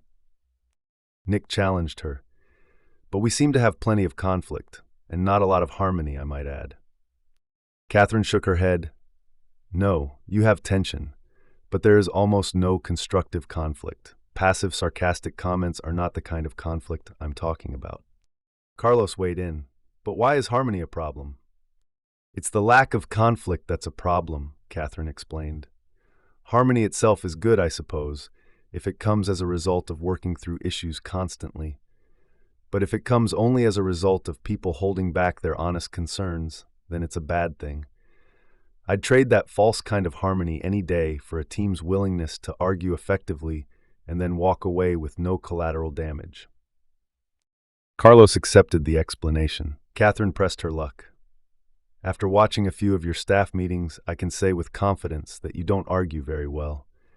Your frustration sometimes surfaces as subtle comments, but more often than not, it is bottled up. Am I right? Instead of answering, Martin prodded her. So let's say we start arguing more. I don't see how that is going to make us more effective. If anything, it's going to take up a lot more time. Mikey and JR were nodding now. Katherine was ready to take them on, but Jan and Carlos stepped in. First, Jan. Don't you think we're wasting time as it is by not hashing things out? How long have we been talking about outsourcing IT? It comes up at every meeting. Half of us are for it, half are against it, and so it just sits there because no one wants to piss anyone off. Carlos added with rare conviction, and ironically, that is exactly what pisses us off. Martin was growing more convinced. Okay, what's the next one? That was as close to an acknowledgement of being right as Katherine was going to get from him. Katherine went back to the whiteboard. The next dysfunction of a team is the lack of commitment and the failure to buy into decisions. She wrote it above the previous one. And the evidence of this one is ambiguity. She wrote that next to it. Nick was re-engaging now. Commitment? Sounds like something my wife complained about before we got married. The group chuckled. Katherine was ready. I'm talking about committing to a plan or a decision and getting everyone to clearly buy into it. That's why conflict is so important. As smart as he was, Martin admitted his confusion. I don't get it. Katherine explained, it's as simple as this.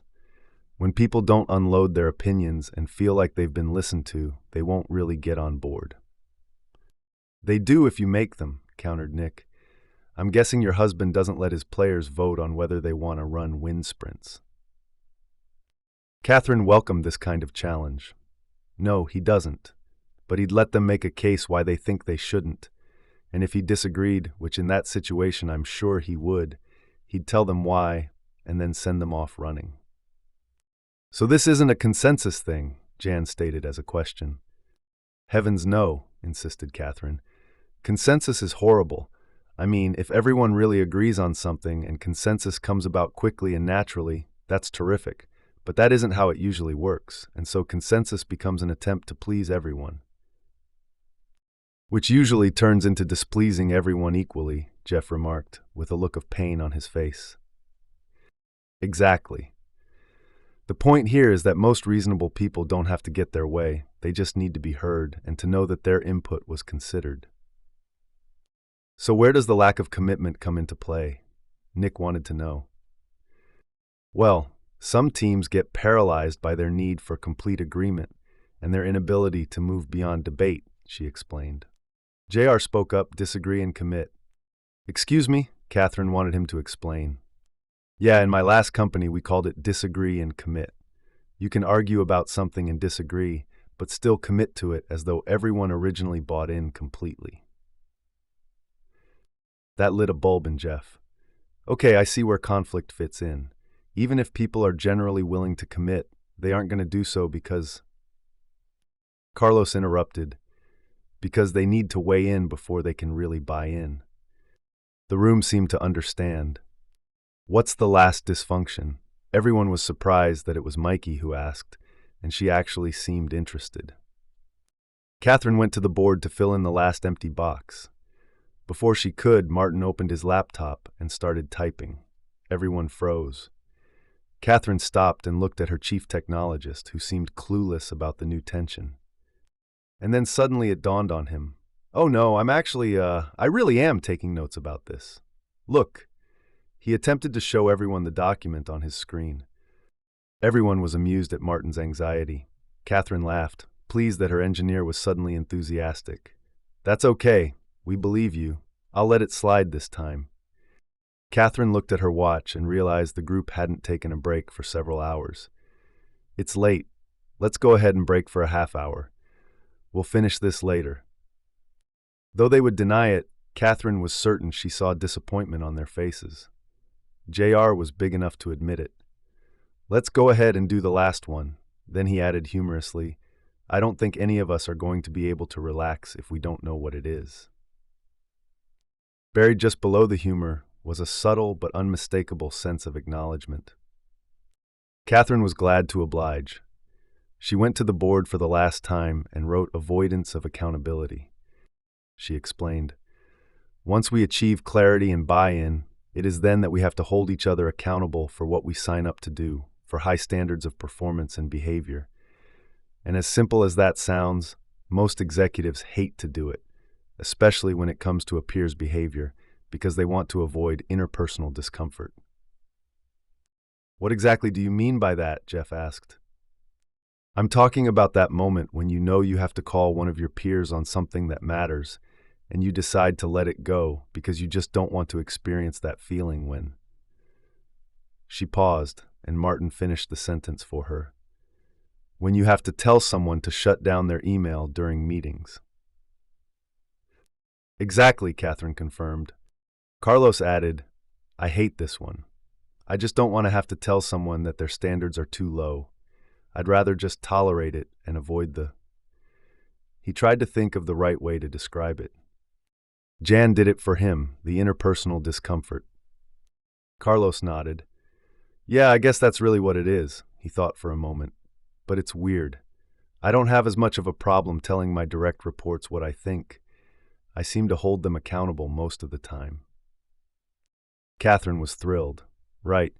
As hard as it is to enter the danger with your direct reports, it's even harder with your peers. Why's that? Asked Jeff. Before Katherine could answer, Nick explained. Because we're supposed to be equals. Who am I to tell Martin how to do his job, or Mikey, or Jan? It feels like I'm sticking my nose into their business. Katherine explained further.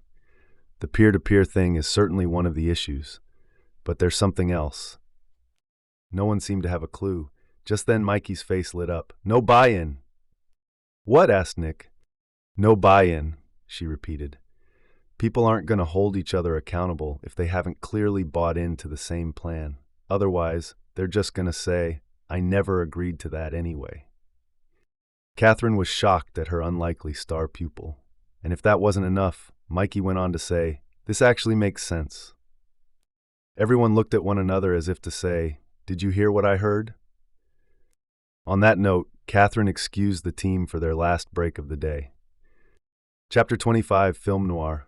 No matter how many times Katherine had built teams, she never got used to the inevitable ebbs and flows. Why can't we just make progress in one fell swoop? She asked herself. In theory, with Mikey and Martin now seemingly on board, it should have been easy. But Katherine knew that reality rarely matched theory. She still had a long way to go. The painful heavy lifting was still to come. With just a few hours left in the first off-site, Katherine was tempted to end the session early and send everyone back on a relative high, but that would have been a waste of 2 critical hours. She needed to make as much progress as possible. When the group returned, Katherine decided to introduce an entertaining discussion topic relating to conflict. Let's talk more about conflict. She felt the room sink a little. Someone tell me what the single most important arena for conflict is. After a pause, Nick took a stab. Yes, meetings. If we cannot learn to engage in productive ideological conflict during meetings, we are through. And I'm not joking when I say that, Katherine continued. Our ability to engage in passionate, unfiltered debate about what we need to do to succeed will determine our future as much as any products we develop. It was late afternoon, and Katherine sensed her team was drifting. She would have to make this interesting. How many of you would rather go to a meeting than a movie? No hands went up. Why not?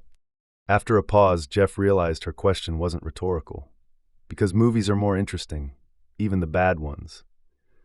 His peers chuckled. Katherine smiled. Right, but if you really think about it, meetings should be at least as interesting as movies. My son Will went to film school, and I learned from him that meetings and movies have a lot in common. The group seemed more doubtful than intrigued. Think about it this way, she continued. A movie runs anywhere from 90 minutes to 2 hours. Staff meetings are about the same. Heads nodded politely. And yet meetings are interactive. We can't yell at the actor on the screen, "Don't go into the house, you idiot!" Most of the group laughed. Are they actually starting to like me? Katherine wondered. She went on. And more importantly, movies have no real impact on our lives, but meetings are both interactive and relevant. We get to have our say, and the outcome often has a very real impact on our lives. So why do we dread meetings? No one answered, so Katherine prodded them. Come on, why do we hate them? They're boring, Mikey replied, seeming to enjoy her answer. Right, they're boring, and to understand why, all we need to do is compare them to films. Now the group was starting to get interested again. Katherine continued. Whether it is an action movie, a drama, or a comedy, every movie worth watching must have one key ingredient. What is that ingredient? Martin answered dryly. Well, since we're talking about conflict, I'm guessing that's it. Yes, I suppose I telegraphed that one. Every great movie has conflict. Without it, we just don't care what happens to the characters. Katherine paused for effect. Let me assure you that from now on, every staff meeting we have will be loaded with conflict, and they won't be boring. And if there is nothing worth debating, then we won't have a meeting. The team seemed to like that. And so we're going to start right now. She checked her watch. We have almost 2 hours, so I thought I would have our first substantive decision-making meeting as a group. Nick objected, with a serious look on his face.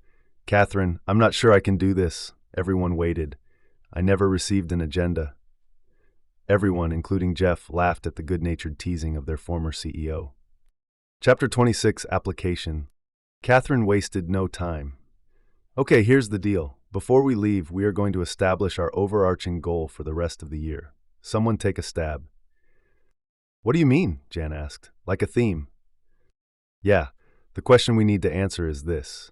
If we do anything between now and the end of the year, what should that be?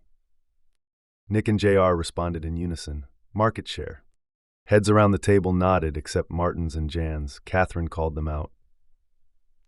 You two don't seem convinced. What are you thinking? Martin explained, I think it's product improvement. Jan added, and I'm not so sure that cost containment isn't our top priority. Katherine resisted the temptation to address their suggestions herself. Someone take them on. JR obliged. Okay, I think that our technology is as good as or better than our top competitors, and yet they are getting more traction than we are. If we fall too far behind in market capture, it won't matter what our products can do. Martin barely frowned. If that's the case, then imagine what things would look like if we fell behind in products. Ever the peacemaker, Carlos asked, can't we have more than one overarching goal? Katherine shook her head. If everything is important, then nothing is. Jan persisted. Can someone tell me why cost containment isn't the goal? Mikey responded quickly. Because if we don't find a way to make money, avoiding spending it does us no good. As annoying as Mikey's tone was, the truth of the statement could not be denied. Even Jan nodded in concession. Katherine made a quick comment. This is the most productive conversation I've heard since I've been here. Keep going. That was enough to give Jeff the courage to make his point. I don't know. I'm not sure that market share is the right measure. We don't really know what the size of the market is. I think we just need more good customers. Mikey jumped in. That's the same as market share. I don't think so, Jeff offered non-defensively. Mikey rolled her eyes. Nick wanted to avoid a repeat of the previous day's encounter. Listen, whether we call it market share or customers doesn't really matter. We just need to sell. Now Katherine spoke. I think it matters. What do you think, JR? I think Jeff is right, JR said. If we get enough solid customers, the kind who will be active references for us, then we're doing fine. Frankly, I don't care at this point what our competition is doing. That seems like a distraction. Martin seemed annoyed now. Listen, this is the same kind of conversation we have at every meeting. If it's not market share versus revenue, it's customer retention versus satisfaction. It all seems academic to me. Katherine forced herself to be silent. Then she asked, how do those conversations usually end? Martin shrugged. We run out of time, I guess. Okay, let's bring this conversation to a close in the next 5 minutes. Does anyone here believe that the key to the next 9 months has something to do with market share, customers, or revenue? If someone thinks we're in the wrong ballpark, speak up now and loudly. People looked at one another and shrugged. Good. Then let's come to closure. I'd like to hear someone make a passionate plea for revenue. JR, how about you?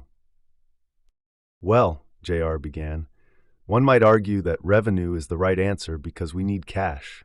But frankly, I think that is far less important right now than proving to the world that there are customers interested in our products. Revenue is not as important as closing deals and getting new customers. He had just talked himself out of the revenue answer. Does that make sense? It makes perfect sense to me, Katherine replied, so I'm not hearing anyone saying that revenue is our most important goal. Jan squinted and spoke up. Are you saying that we don't need to have a revenue goal? No, we will definitely have a revenue goal. It's just not the ultimate measure of our success right now. We've narrowed it down to market share and new customers. Someone tell me why market share is the right answer. Mikey? Market share is how analysts and the press define success. It's as simple as that, Mikey said. Martin countered. No, Mikey. Whenever I'm interviewed, people ask me about key customers. They want marquee company names and people who are willing to vouch for us. Mikey shrugged. Katherine challenged her. Are you shrugging because you don't agree? Or because you feel like he made a more compelling point than you can counter? Mikey thought about it. The second one. Okay, we're down to new customer acquisition. Someone tell me why this should be our overarching goal. This time, Katherine didn't need to call on anyone. Carlos volunteered. Because that will give the press something to write about. It will give our employees confidence. It will provide more product feedback for Martin and his engineers. And it will give us references to get more customers next year. JR chimed in, not to mention follow-on sales. Ladies and gentlemen, Katherine announced, unless I hear something extremely compelling in the next 5 seconds, I believe we have a primary goal. Members of the staff looked at each other as if to say, are we really agreeing on something? But Katherine wasn't through. She wanted specifics. How many new customers do we need to get? The group seemed invigorated. For the next 30 minutes, they debated the number of new customers they could and should acquire. Jan lobbied for the most, followed by Nick and Mikey. JR argued for the fewest, wanting to keep his quota low. Jeff, Carlos, and Martin were somewhere in between.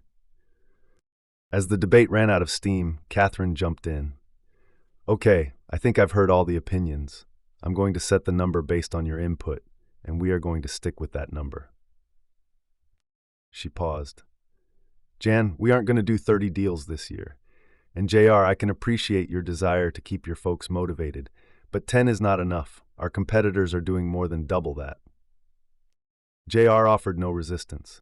She continued, I think that if we can close 18 new customers, with at least 10 being willing to be active references, we will be doing well. She paused to allow any last comments. When none came, she declared, all right then, We will have 18 new customers by December 31st. No one could deny that in 20 minutes, the team had made more progress than they normally did in a month. Over the next hour, they drilled down on the issue, discussing what each person would need to do to make 18 deals possible. With 15 minutes to spare, Katherine decided to bring things to a close. Okay, let's call it a day. We'll be having a staff meeting next week. She asked one final question. Are there any comments, questions, or concerns? Nick decided to make one comment. I have to say that I think we made more progress during these past 2 days than I thought we would. Jan and Carlos nodded in agreement. Mikey, to everyone's surprise, didn't roll her eyes. Katherine wasn't sure if Nick was being genuine, but decided to take the compliment. Then JR spoke. I agree with Nick. We accomplished a lot. I'm just wondering if we need to continue having these off-sites now. I mean, we've come a long way and we have a lot of work to do. Maybe we can just see how things go. He let the remark hang there. Martin, Mikey, and Nick were cautiously nodding. Whatever sense of accomplishment Katherine had felt vanished. As much as she wanted to put a quick end to JR's suggestion, she waited to see if anyone would do it for her. Just when she thought no one would, Jeff spoke up. I'd have to say that canceling our next session would be a bad idea. I think when we go back to work, it's going to be easy to slip back into the same stuff we've been struggling with. And as painful as it's been for me to sit here and realize how unsuccessful I've been, we have a long way to go. Jan and Carlos nodded. Katherine used the opportunity to prepare her team. She addressed her initial comment to JR and Nick. I appreciate your desire to spend as much time as possible closing deals. However, I want to remind you about what I said yesterday. We have more money, better technology, and more talented executives than our competitors, and yet we are behind. What we lack is teamwork, and I have no greater priority as CEO than making us more effective as a group. Mikey, Martin, and Nick seemed to be relenting. Katherine continued. And what I'm about to say is more important than any other comment I've made. She paused for effect. During the next 2 weeks, I am going to be pretty intolerant of behavior that demonstrates an absence of trust or a focus on individual ego. I will be encouraging conflict, driving for clear commitments, and expecting all of you to hold each other accountable. I will be calling out bad behavior when I see it, and I'd like to see you doing the same. We don't have time to waste. The room was silent. Okay, she said. We'll be back here again in 2 weeks. Drive carefully, and I'll see you in the office tomorrow.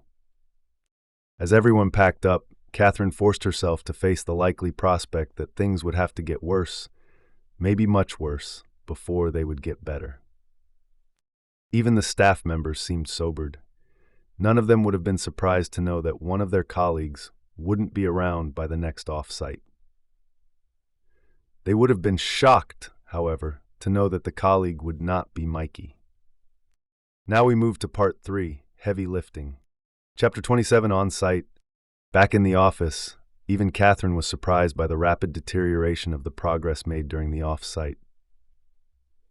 The few glimmers of hope that did surface, like Carlos and Martin having a joint customer satisfaction meeting, were enough to get employees whispering. But in Katherine's mind, there was no denying that the team was still guarded with one another and with her. It was as if the team had completely forgotten about Napa. They seemed embarrassed by having exposed themselves and were pretending it had never happened. But Katherine had been through this many times before. She knew this was a typical first response. She also knew that the only way to diffuse it would be to dive right back in. She had no idea she was about to hit an artery.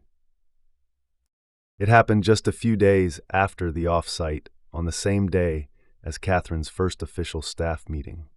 Nick had called a special meeting to discuss a possible acquisition. He invited anyone interested to attend, but made it clear he needed Katherine, Martin, JR, and Jeff to be there. Jan and Carlos also showed up. Before starting, Nick asked, "Where's JR?"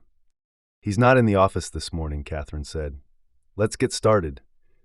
Nick shrugged and began passing around a stack of glossy brochures. "The company is called Green Banana." The group laughed. "I know," Nick said. Where do they get these names? Anyway, they're a company in Boston that is either complementary to us or a potential competitor. In any case, I think we should consider acquiring them. They are hurting for cash, and we've got more than we need. Jeff, feeling more like a board member, asked the first question. What would we get? Nick, who had already decided the deal made sense, answered quickly. Customers, employees, technology. How many customers? Katherine wanted to know. Martin asked another question before Nick could answer. And is their technology good? I've never heard of them. Nick again had quick answers.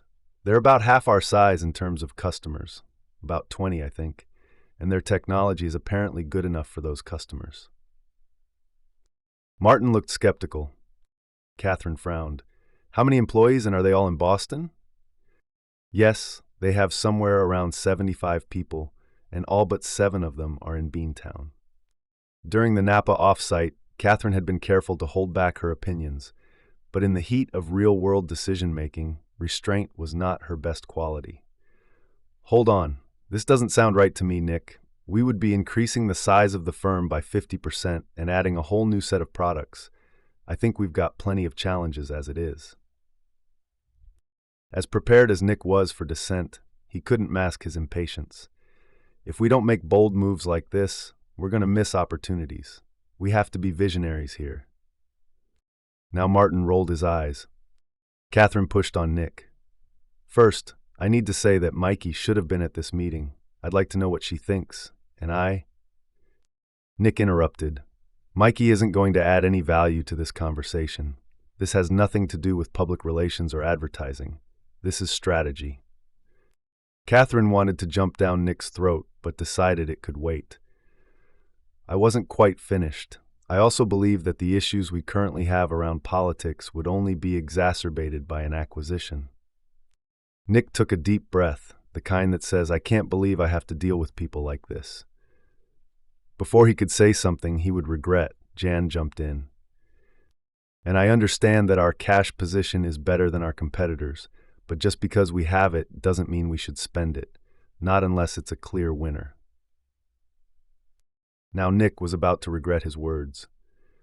With all due respect, Katherine, you might be a fine executive when it comes to leading meetings, but you don't know squat about our business. I think you should defer to Jeff and me on things like this. The room froze. Katherine was sure that someone would pounce on Nick for his mini-tirade. She was wrong. In fact, Martin had the audacity to look at his watch and say, Hey, I'm sorry, but I've got another meeting. Let me know if you need my input. And he left. Katherine was prepared to call out destructive behaviors, but she didn't think the first opportunity would center around her.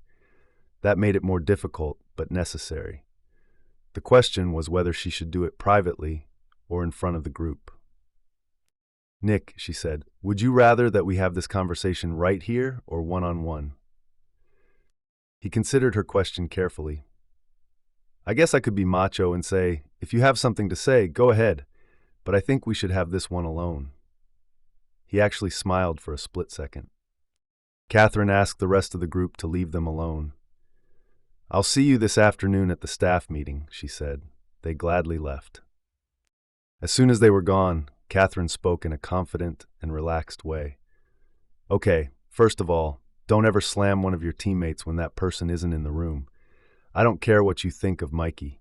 She is part of this team, and you have to take your issues to her directly, or to me. You're going to have to make that right. Nick, all 6 feet 3 inches of him, looked like a 7th grader in the principal's office. But only for a moment. Then he regained his frustration. Look, I've got nothing to do around here. We were supposed to be growing much faster. I can't just sit around and watch this place. Katherine interrupted. So this is about you? Nick didn't seem to hear her. What? This acquisition, she clarified. It's about you wanting to have something to do. Nick tried to backtrack. No, I think it's a good idea. It could be strategic. Katherine just sat and listened. Like a criminal being interrogated, Nick started to spill his guts. But yes, I am completely underutilized here. I moved my family halfway across this damn country with the expectation that I might someday run this place, and now I am bored, helpless, and watching my peers screw this thing up. Nick was looking down, shaking his head. Katherine calmly addressed his comment. Do you think you're contributing to screwing this thing up? He looked up. No. I mean, I'm supposed to be in charge of infrastructure growth, mergers and acquisitions. We're not doing any of that. I'm talking about the bigger picture, Nick. Are you making this team better, or are you contributing to the dysfunction? What do you think? He shot back. I don't think you're making it better, she said. You clearly have a lot to offer, whether or not you ever run this place. Nick tried to explain. I wasn't trying to say that I want your job, I was just venting. Katherine held up her hand. Don't worry about it. You're allowed to vent, but I have to tell you that I don't see you stepping up and helping people. If anything, you're tearing them down. Nick wasn't ready to buy what she was saying. So what do you think I should do? He argued. Why don't you try telling the rest of the group where you're coming from? Tell them what you just told me. That doesn't have anything to do with whether we acquire Green Banana or not. They both smiled for a moment at the ridiculous name. I mean, Nick continued, if they don't understand why we need to be doing things like this, then maybe. He hesitated. Katherine finished his thought. Maybe what? Maybe you should quit. Nick was hot now. Is that what you want? If that's what you want, then maybe I will. Katherine just sat there, letting the situation sink in for Nick. Then she said, It's not about what I want. It's about you. You have to decide what is more important, helping the team win or advancing your career. Even Katherine thought she sounded a little harsh, but she knew what she was doing. I don't see why those have to be mutually exclusive, Nick argued. They're not, she replied. It's just that one has to be more important than the other. Nick looked at the wall, shaking his head, trying to decide whether to be mad at Katherine or thank her. Whatever, he said. He stood and left the room. Chapter 28, Fireworks. By 2 o'clock, everyone was seated around the table, waiting for the staff meeting to begin. Everyone, that is, except Nick and JR. Katherine checked her watch and decided to get started. Okay, today we'll do a quick review and then spend most of our time laying the groundwork for the 18 deals we need to close. Jeff was about to ask where Nick and JR were when Nick walked in. Sorry I'm late, he said. There were 2 empty seats at the table. He chose the one away from the CEO. Given what had happened earlier, Katherine wasn't about to scold Nick for being late. Instead, she launched into the meeting. Before we get started, I need to... Then Nick interrupted. I've got something to say. Everyone knew Nick could be rude, but this seemed particularly audacious. Oddly enough, Katherine didn't seem flustered. Nick began, Listen, I need to get some things off my chest. No one moved. They were boiling with anticipation. First, about the meeting this morning. I was out of line. I should have made sure that Mikey was there, and that comment I made about her was not fair. Mikey was stunned and then angry, but said nothing. Nick addressed her. Don't get all pushed out of shape, Mikey. I'll tell you about it later. It's not that big of a deal. Strangely, Mikey actually seemed reassured by his candor. He continued. Second, as much as I believe that Green Banana might be something we want to consider, my insistence on doing the deal is more about giving me something to work on. See, I'm beginning to feel that I made a bad career move by coming here, and I just want something I can hang my hat on. I don't know how I'm going to explain what I've been doing for the past 18 months on my resume. Jan looked at Katherine, the only person in the room who didn't seem shocked. Nick continued, but I think it's time I faced the reality of the situation and made a decision. He paused. I need to make a change. I need to find a way to contribute to this team and this company, and I need you guys to help me. Otherwise, I should leave, but I'm not ready to do that just yet. Katherine would have liked to claim she knew Nick would come around, but she would later admit to her husband that she honestly believed he would quit. She was suddenly thrilled that he was staying, though she couldn't quite explain why. The room was silent. Katherine wanted to congratulate Nick for being so open, but decided to let the moment speak for itself. When it became clear the team had fully digested the situation, Katherine broke the silence. "I need to make an announcement." Martin was sure he was about to witness a group hug until she completed her thought. JR quit last night. If the room was quiet before, it was dead now, but only for a few long seconds. What? It was Martin who reacted first. Why? It's not completely clear, explained Katherine. Evidently, he's gone back to Adsoft to be a regional VP again. She hesitated before her next comment. He also told me he just didn't want to waste any more of his time at off-site meetings working out people's personal problems. Another heavy moment. Mikey spoke first. "Okay, does anyone else here think that this team-building stuff has gone too far? Are we making things better or worse?" Even Carlos raised his eyebrows. The momentum in the room seemed to be moving away from Katherine. After the longest 3 seconds in Katherine's brief career, Martin weighed in. "Well, I don't think it's news to anyone here that I hate doing this team stuff. I mean, it's like fingernails on a bloody chalkboard to me." Katherine didn't need this. Then Martin finished. "But that's the biggest crock of shit I've ever heard. I think JR was just afraid that he didn't know how to sell this stuff." Jeff agreed. He did admit to me a few months ago that he has never had to sell into a market that didn't already exist. He also said that he had never failed in his life and that he wasn't about to do so here. Jan added, "And he hated when we asked him about sales. He felt like we were pounding on him." Mikey chimed in. "Most of the sales we have closed were done by Martin and Jeff anyway. I don't think that guy ever really knew how to..." Katherine was about to jump in when Nick spoke up. "Listen, I know I should be the last person to say this because I was JR's biggest critic, but let's not do this. He's gone, and we need to figure out what we're going to do." Carlos volunteered. "I'll take over sales until we can find someone else." Jan felt comfortable enough with Carlos to be direct. "As much as we appreciate your offer, I think there are 2 other people in this room with more time on their hands and more experience with selling." She looked at Jeff, who was sitting next to Nick. "One of you 2. Jeff responded immediately, "I'd do whatever you want me to, but I've never run a sales organization. I love to sell to investors and even customers, as long as I'm with someone who knows what they're doing." Mikey offered her opinion. "Nick, you ran field operations at your last company, and you headed a sales team earlier in your career." Nick nodded. Martin added, "But I remember when we interviewed Nick, he said that he wanted to break away from his career label as a field guy. He wanted a more corporate, central leadership role." Nick nodded again, quietly impressed that Martin had remembered. "That's right. I felt like I was being pigeonholed in sales and field ops." No one spoke for a moment. Nick continued, "But I have to say that I was damn good at sales, and I enjoyed it." Katherine resisted the temptation to begin selling Nick. Jeff didn't. "You do have a good relationship with the sales force already, and you have to admit you've been frustrated by our inability to get into more deals." Carlos joked, "Come on, Nick, if you don't do it, they're going to accept my offer." Katherine shrugged at Nick to say he's right. "In that case, it would be negligent of me to say no," Nick replied. Everyone laughed when suddenly a fire alarm sounded. Jan slapped her forehead. "Oh, I forgot. We're having a fire drill today.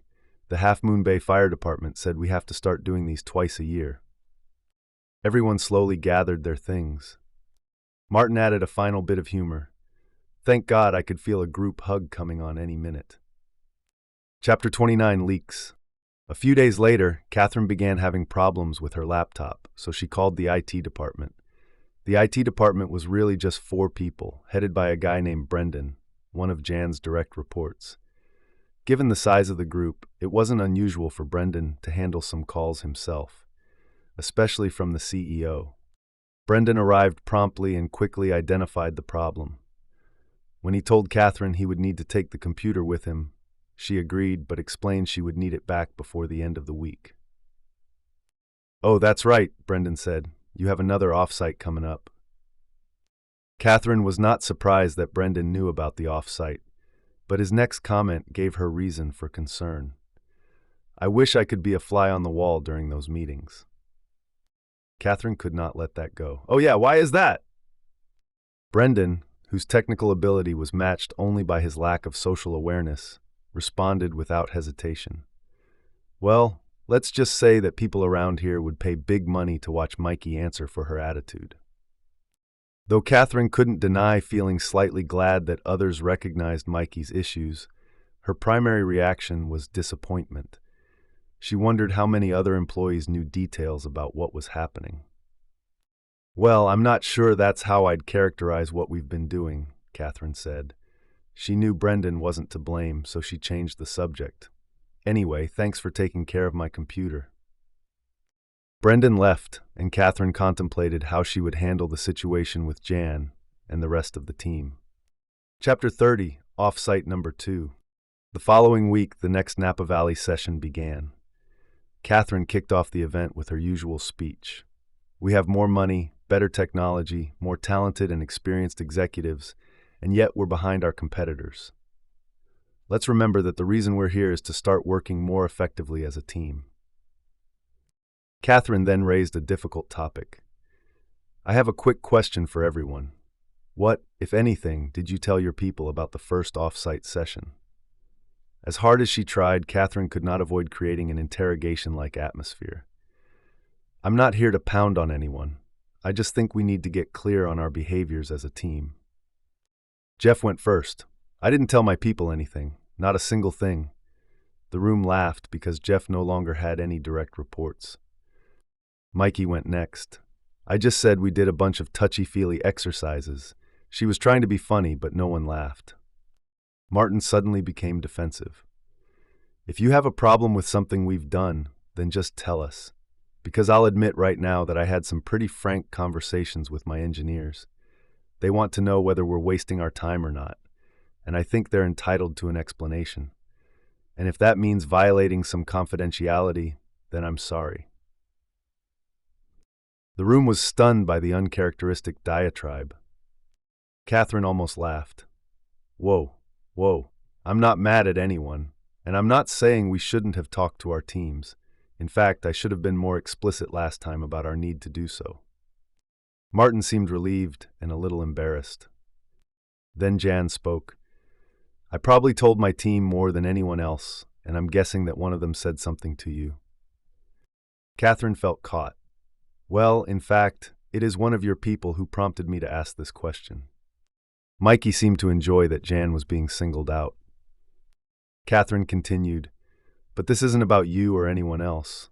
I'm just trying to understand how things work in terms of confidentialities and loyalties. What do you mean by loyalties? Nick wanted to know. I mean, who do you all consider to be your first team? Not surprised by the confusion, Katherine explained.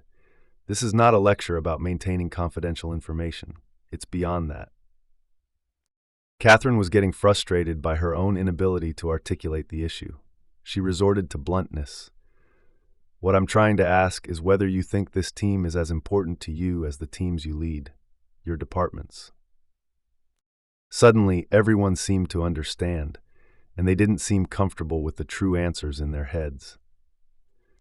Jan asked, so you're wondering if we confide in our direct reports about things that we should be keeping between us here? Katherine nodded. Mikey responded first. I am much closer to my staff than I am to this group. I'm sorry, but it's true. Nick nodded. I'd probably say that's true for me too, with the exception of the sales group I just took over, but I'd say that within a few weeks, I'll be closer to them than to this team. Though Nick's comment was a joke and provoked a shallow laugh, the sad truth of it seemed to deflate the room. Jan spoke next. I think all of us would probably say that we consider our teams more important than this one, but no one more than me. That comment grabbed everyone's attention. Do you want to explain that? Katherine asked gently. Well, as everyone here knows, I'm pretty tight with my people. Of my 8 direct reports, 5 have worked for me at other companies, and I'm something of a parent to them. Carlos joked, she's a den mother. They laughed. Jan smiled and nodded. Yeah, I'd have to agree. They know I'd do almost anything for them. Katherine nodded, as though she were figuring it all out. Martin defended Jan. That's not a bad thing. My engineers know that I protect them, and they work their butts off for me as a result. Jan added, and they don't quit when things get tough. My people are extremely loyal. Katherine just listened. Nick sensed she was about to offer a counterpoint. Are you saying that this is a problem? I would think you would want us to be good managers. Of course I do, Katherine assured them. I'm glad to hear how strongly you feel about your staffs.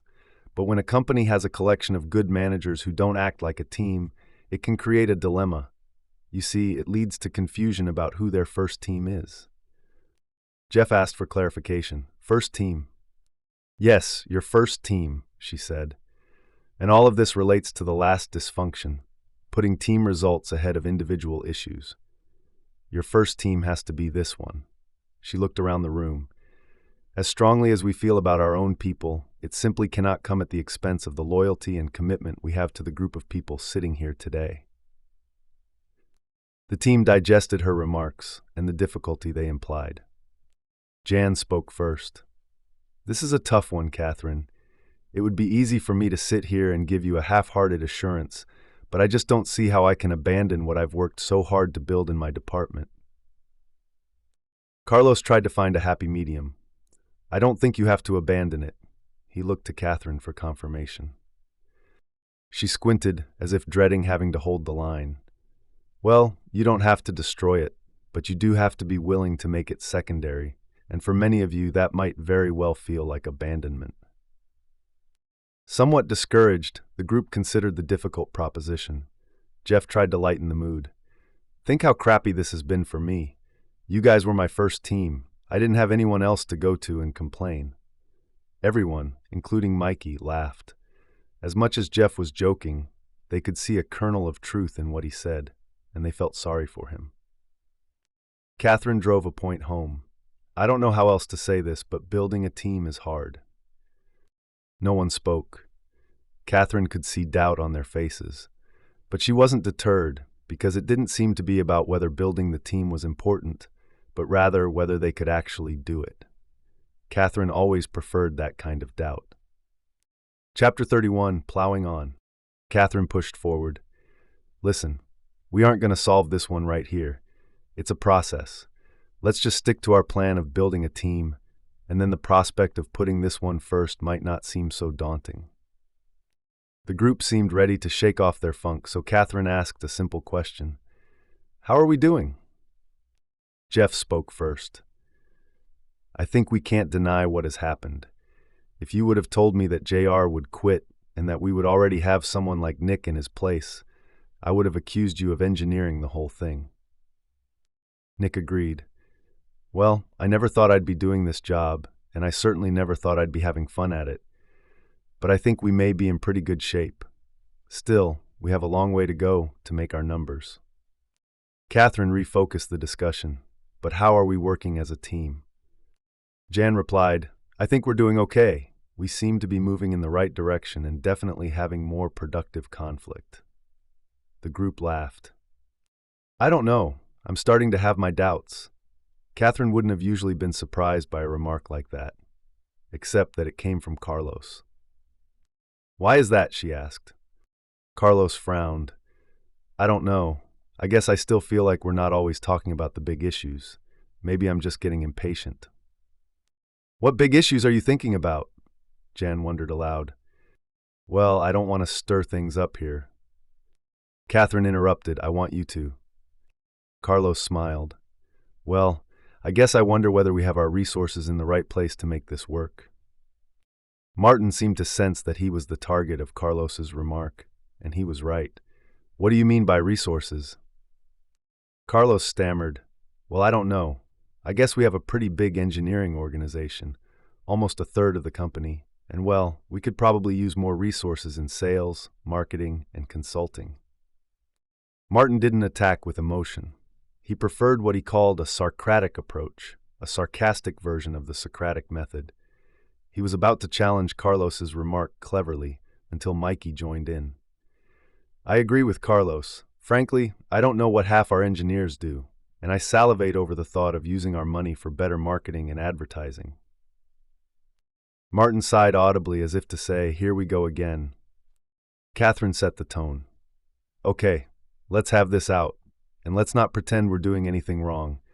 We owe it to our shareholders and our employees to figure out the right way to use our money. This is not a religious battle, it's about strategy." Having diffused the tension, she then stoked the flame. She directed her statement at Martin. "I'm guessing you're tired of people questioning our investment in engineering." Martin was calm, but intense. "You're damn right I am. What people can't seem to understand is that it's not engineering we're investing in. It's the technology. We are a product company. It's not like I'm spending money taking engineers on golfing trips." "Come on, Martin," exclaimed Nick. "Engineers don't golf." After lightening the moment, the new head of sales resumed the conversation. "It's not that we're saying you aren't being responsible. It's that you might be a little biased." Martin was not ready to relent. "Biased? Listen, I go on as many sales calls as anyone else, and I speak to analysts." Jan jumped in. "Hold on, Martin. We're not questioning your commitment. It's just that you know more about engineering than anything else, and maybe that makes you want to invest in the product." Jan finally went to the heart of the matter. "Why do you get so defensive when someone makes a comment about engineering?" It was as though Jan had thrown a bucket of cold water on Martin. Mikey piled on, but more gently than usual. "She's right. You act like we're questioning your intelligence." More calmly now, Martin persisted. "Isn't that what you're doing? You're saying that I'm overestimating the amount of resources it takes to build and maintain our product." Jan explained with more tact than Mikey could. "No. It's broader than that, Martin. We're questioning how good our products need to be for us to win. We're questioning how much effort we need to put behind future technology, because that might come at the expense of having the market embrace our current technology." Katherine stepped out of her facilitating role. "And there is no way that you could figure that out on your own. I don't think anyone here is smart enough to know the right answer without hearing from everyone else." Ironically, the more reasonable the explanation, the more wound up Martin seemed to become. It was as though he could easily deflect the insecure rants of Mikey, but was being trapped by the fairness of Jan and Katherine. "Listen," he said, "after all the time we've put into building this product, I am not willing to read a bloody epitaph of our company that blames our demise on bad technology." Before anyone could point out that this was a blatant demonstration of the fifth dysfunction, Martin beat them to it. "And yes, I know that sounds a lot like I'm more interested in avoiding individual blame than in helping the company win, but..." He didn't seem to have a good explanation. Jan bailed him out. "Why do you think I'm so anal about finances?" It was a rhetorical question. "The last thing I want to do is read in the Wall Street Journal that we didn't manage our cash, and Carlos doesn't want customer support issues to sink us, and Mikey doesn't want us to fail because we can't build our brand." Even with such an even distribution of blame, Mikey couldn't seem to accept her own portion. She gave Jan a look that said, "I'm not worried about that." Jan ignored her and commented to the rest of the group, "It sounds like we're all scrambling for lifeboats on the Titanic." "I don't think it's quite that desperate," countered Nick. Katherine qualified the metaphor. "Well then, we're all trying to stand as close to them as possible just in case." Nick nodded. Katherine put the conversation back on topic and directed her question toward Martin. "So where were we?" Martin took a deep breath, shook his head, and then surprised everyone. "Okay, let's figure this out." He went to the whiteboard and mapped out his entire organization, explaining what everyone was working on. His peers were genuinely amazed, both by how much they didn't know and how it all fit together. After Martin finished, Katherine gave the group 2 hours to discuss the merits of expanding or reducing resources allocated to engineering. During that time, the team argued vehemently, changed their minds, and decided that the right answer was not so apparent after all. Perhaps most important, every member of the team, including Katherine, at one time went to the whiteboard to explain a point. If anyone yawned, it was because they were exhausted, not bored. Finally, Jeff offered a solution. He proposed cutting one future product line and delaying another for 6 months. Nick then suggested redeploying the engineers from those projects to assist sales reps with product demonstrations. Within minutes, the group had agreed, laid out an aggressive timeline, and stared in amazement at the complex but workable solution on the whiteboard. Katherine then suggested they go to lunch. When we get back, she added, we're going to be talking about dealing with interpersonal discomfort and holding each other accountable. I can't wait, Martin said. His facetious remark was not an indictment of the process, and no one took it that way. Chapter 32, Accountability. After lunch, Katherine was determined to maintain the momentum. She decided that focusing on real issues rather than exercises was her best bet. She asked Nick to lead a review of their progress around their 18-deal goal. He went to the board and wrote the 4 key drivers they had agreed to focus on: product demonstrations, competitive analysis, sales training, and product brochures.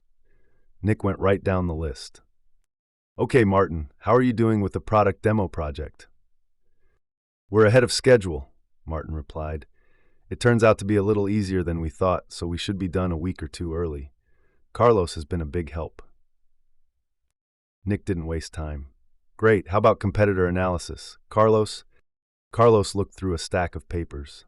I brought an update summary, but I can't find it. He gave up. Anyway, we haven't really started yet. I haven't been able to pull together a meeting. Why not? Nick was more patient than Katherine expected. Well, quite frankly, because many of your people haven't been available, and I've been busy helping Martin with the demo. Nick decided to be constructive. Okay, which of my people haven't been available? Carlos didn't want to point fingers. I'm not complaining about them, it's just that. Nick interrupted him. It's okay, Carlos, just tell me who needs to be more responsive. Well, I think that Jack is key, and Ken, and I'm not sure if... Now Katherine interrupted. Does anyone see a problem here? Nick answered first. Yeah, I need to communicate with my staff about our priorities. Katherine acknowledged that was true, but she was looking for something else. But what about Carlos? Don't you think he should have come to you about this problem before today? Not one of you challenged him when he said he hadn't even started. Uncomfortable silence again. Carlos was secure enough not to overreact. He seemed to be considering it objectively. Martin jumped in. It's hard to come down on someone who is always pitching in. Katherine nodded and then added firmly, You're right, but that's not a good excuse. The fact is, Carlos is a vice president of the company, and he needs to prioritize better, and he needs to challenge people who are not responding to his requests. Sensing that Carlos was beginning to feel picked on, Katherine addressed him directly. I'm using you as an example, Carlos, because you are an easy person to let off the hook. But this could apply to anyone. Some people are hard to hold accountable because they are so helpful, others because they get defensive, others because they are intimidating. I don't think it's easy to hold anyone accountable, not even your own kids. That brought a few nods. Katherine continued, I want all of you challenging each other about what you are doing, how you are spending your time, whether you are making enough progress. Mikey challenged her. But that sounds like a lack of trust. Katherine shook her head. No, trust is not the same as assuming everyone is on the same page. Trust is knowing that when a team member does push you, they're doing it because they care about the team. Nick clarified, but we have to push in a way that doesn't piss people off. His statement sounded like a question, so Katherine responded, Absolutely. Push with respect and under the assumption that the other person is probably doing the right thing, but push anyway and never hold back. The team seemed to be digesting the point well. Katherine let it sink in, then asked Nick to continue. He obliged. Okay, we're on item number 3, the sales training program. I own that one, and we're on pace. I've scheduled a 2-day training session for our salespeople, and I think all of us should be there too.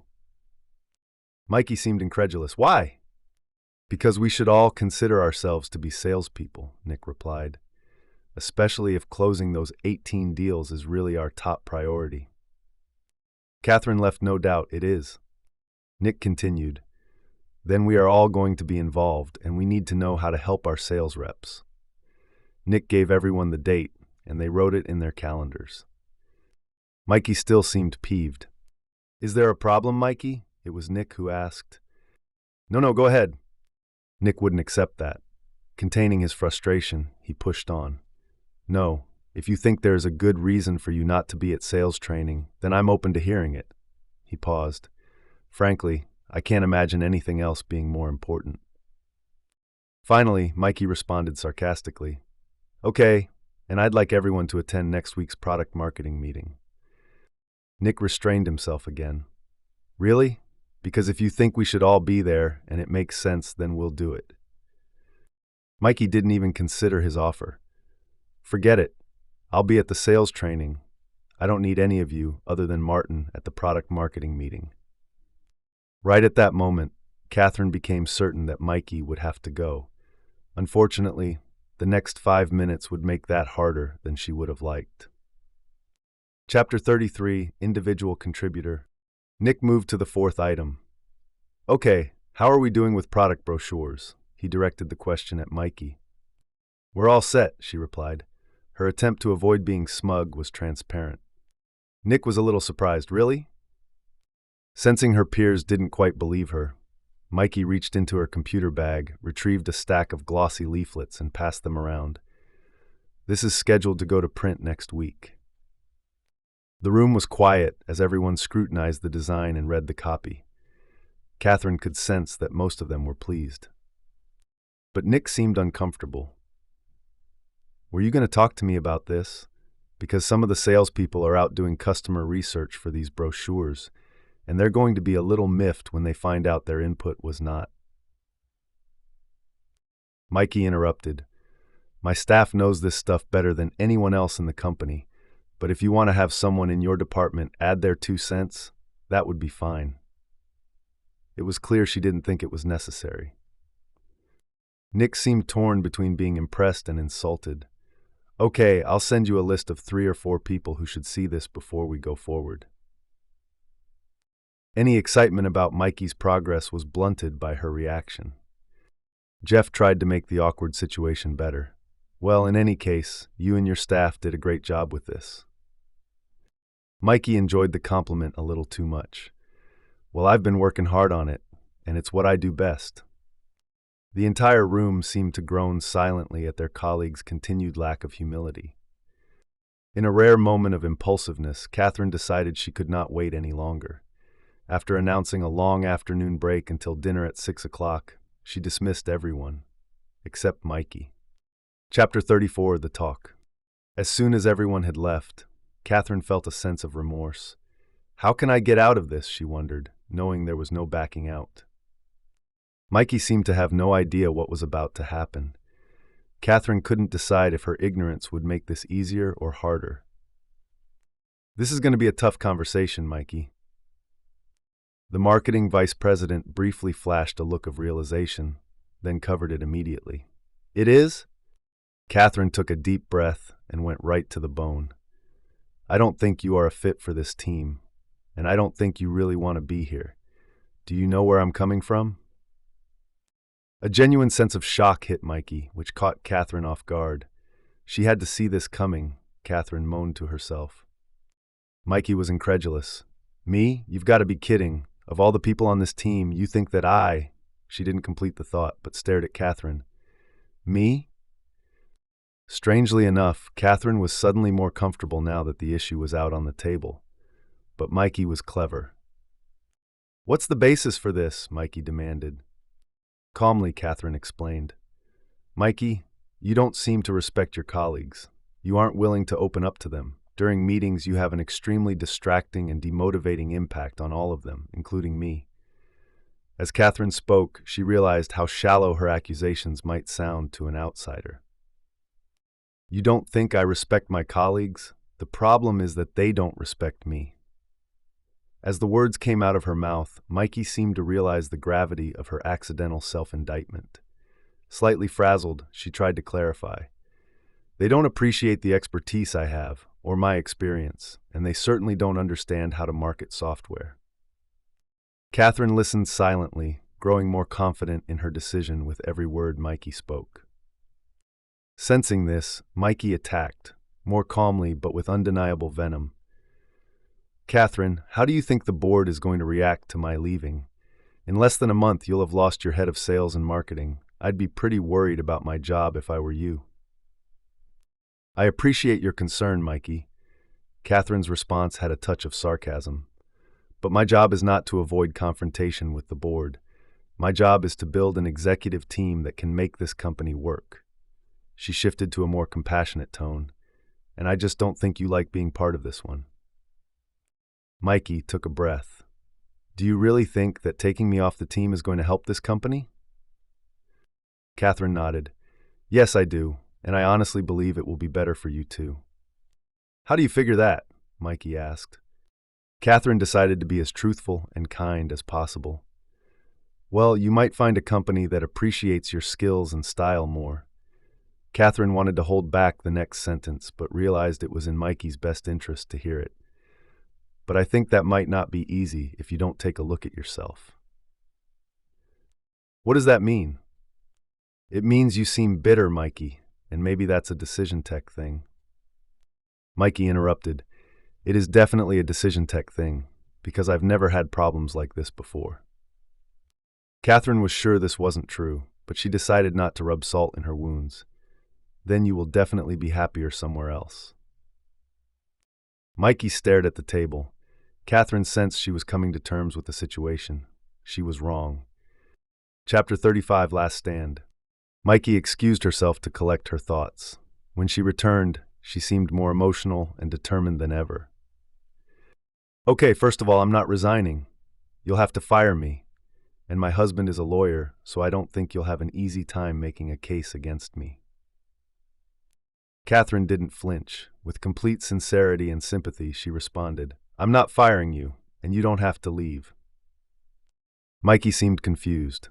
Katherine clarified, but your behavior would have to change completely, and it would have to change fast. She paused, and frankly, I'm just not sure that you want to go through that. The look on Mikey's face indicated that she definitely didn't want to go through that. But she defended herself nonetheless. I don't think my behavior is the problem around here. Katherine responded, it's certainly not the only one, but it's a very real issue. You don't participate in areas outside your department. You don't accept criticism from your peers or apologize when you're out of line. When have I been out of line? Mikey demanded. Katherine couldn't decide if Mikey was being coy or if she were truly that socially unaware. In either case, she would have to come clean with her. I don't know where to start. There's the constant rolling of your eyes. There's the rude and disrespectful remarks, like telling Martin he's an SOB. There's your lack of interest in attending sales training, even though that's the company's top priority. I would say all of those are pretty out of line. Mikey sat in stunned silence. Confronted with such stark evidence, she suddenly seemed to realize the weight of her dilemma. Still, she had a few rounds of ammunition left. Listen, I'm sick of hearing people complain about me, and I'm certainly not going to change to fit in with this dysfunctional group. But I'm not just going to make this easy for you and leave. This is about principle. Katherine remained confident. What principle? Mikey couldn't come up with a specific answer. She just looked at Katherine coldly, shaking her head. Almost a full minute passed. Katherine resisted breaking the silence. Finally, Mikey said, I want 3 months severance, all my stock options vested, and the official record to show that I resigned. Relieved, Katherine was more than happy to give Mikey everything she asked for, but she knew better than to say so. I'm not sure about all of that, but I'll see if I can make it happen. A few more awkward moments passed. So do you just want me to leave right now? I mean, should I not even stay for dinner? Katherine nodded. You can come get your things at the office next week and meet with HR to work out your exit package, assuming I can get you what you want. You know you guys are screwed, don't you? Mikey was going to punish Katherine one way or another. I mean, you have no sales or marketing people left, and I wouldn't be surprised if you lost some of my staff members as a result of this. But Katherine had been through this kind of situation plenty of times before. Still, she felt it would be best to demonstrate some concern. Well, I would certainly understand if that happened, but I hope it's not the case. Mikey shook her head again, as though about to launch into another tirade, and then she picked up her computer bag and left. Chapter 36, Flack. Katherine spent the rest of the break taking a long walk around the vineyards. When the meeting resumed, she was refreshed, but completely unprepared for what was about to happen. Before Katherine could raise the subject, Nick asked, "Where's Mikey?" Katherine wanted to deliver the message without seeming too relieved. Mikey isn't going to be coming back. She's leaving the company. The looks on the faces around the table didn't seem to fit Katherine's expectations. They appeared to be surprised. How did that happen? Jan wanted to know. Well, what I'm about to say needs to be confidential because of legal issues, Katherine said. Everyone nodded. I didn't see Mikey being willing to adjust her behavior, and it was hurting the team, so I asked her to leave. No one spoke. They just looked at one another and at the brochures still sitting on the table. Finally, Carlos spoke. Wow, I don't know what to say. How did she take it? What are we going to do about marketing? Nick continued the list of questions. What are we going to say to employees, to the press? As surprised as Katherine was by their response, she quickly summoned an answer. I don't want to say a lot about how Mikey responded. She was a little surprised, a little angry, neither of which is rare. The group waited. She continued. And as far as what we're going to do about marketing, we'll start looking for a new vice president. But we've got plenty of strong people in the organization who can step up. I have no concerns about that. Everyone seemed to agree. And we'll have to simply tell employees and the press that Mikey is moving on. We don't have a lot of flexibility there, but I don't think we should be intimidated. If we get our act together and make progress, employees and analysts are going to be fine. And I think most people, especially employees, won't be all that surprised. As confident as Katherine was, the mood in the room remained down. Katherine knew she would have to push them hard to focus on real work. She didn't realize how much more work she had to do to put the Mikey issue to rest. Chapter 37, Heavy Lifting. For the rest of the evening and into the next afternoon, the group focused on the details of the business, with special attention on sales. Though they certainly made progress, Katherine could not deny that Mikey's departure was continuing to dampen the atmosphere. She decided to enter the danger. When lunch was over, Katherine addressed the group. I'd like to take a few minutes to deal with the elephant that's sitting in the corner. I want to know how everyone is feeling about Mikey leaving. We need to deal with this as a team before I stand in front of the company and explain it. Katherine knew from past experience that the departure of even the most difficult employees provoked some degree of mourning and self-doubt. Team members looked at one another to see who would go first. It was Nick. I guess I'm just worried about losing another member of the executive team. Katherine nodded to acknowledge his concern, but wanted to say, but she was never a member of this team. Jan added, I know she was a difficult person, but the quality of her work was good, and marketing is critical right now. Maybe we should have just tolerated her. Katherine nodded. Martin sort of raised his hand. I guess I'm just wondering who's next. Katherine paused. Let me tell you a quick story about myself, one that I'm not too proud of. That got everyone's attention. While I was in my last quarter of graduate school, she began, I took a job as a contractor at a well-known retail company where I ran a small department of financial analysts. It was my first real management position. Katherine had a knack for telling stories. I inherited a pretty good group of people. They all worked hard, but one guy in particular cranked out more reports and better ones than anyone else. I'll call him Fred. Fred took any assignment I gave him and became my most reliable employee. Sounds like a problem I'd like to have, Nick commented. Katherine raised her eyebrows. Well, there's more to the story. No one else in the department could stand Fred. And to be honest, he annoyed me too. He didn't help anyone, and he made sure everyone knew how much better he was at his job. My staff came to me a number of times complaining about Fred. I listened, and even spoke to Fred half-heartedly, but I mostly ignored them because I could tell they resented his skills. More importantly, I was not about to come down on my top performer. The staff seemed to empathize. Katherine went on. Eventually, the output of the department began to slide, so I gave more work to Fred, who complained but managed to get it all done. In my mind, he was carrying the department. Pretty soon, morale deteriorated more rapidly, and our performance slid further. Again, a number of analysts came to me to complain about Fred, and it was becoming clear he was contributing to the problems.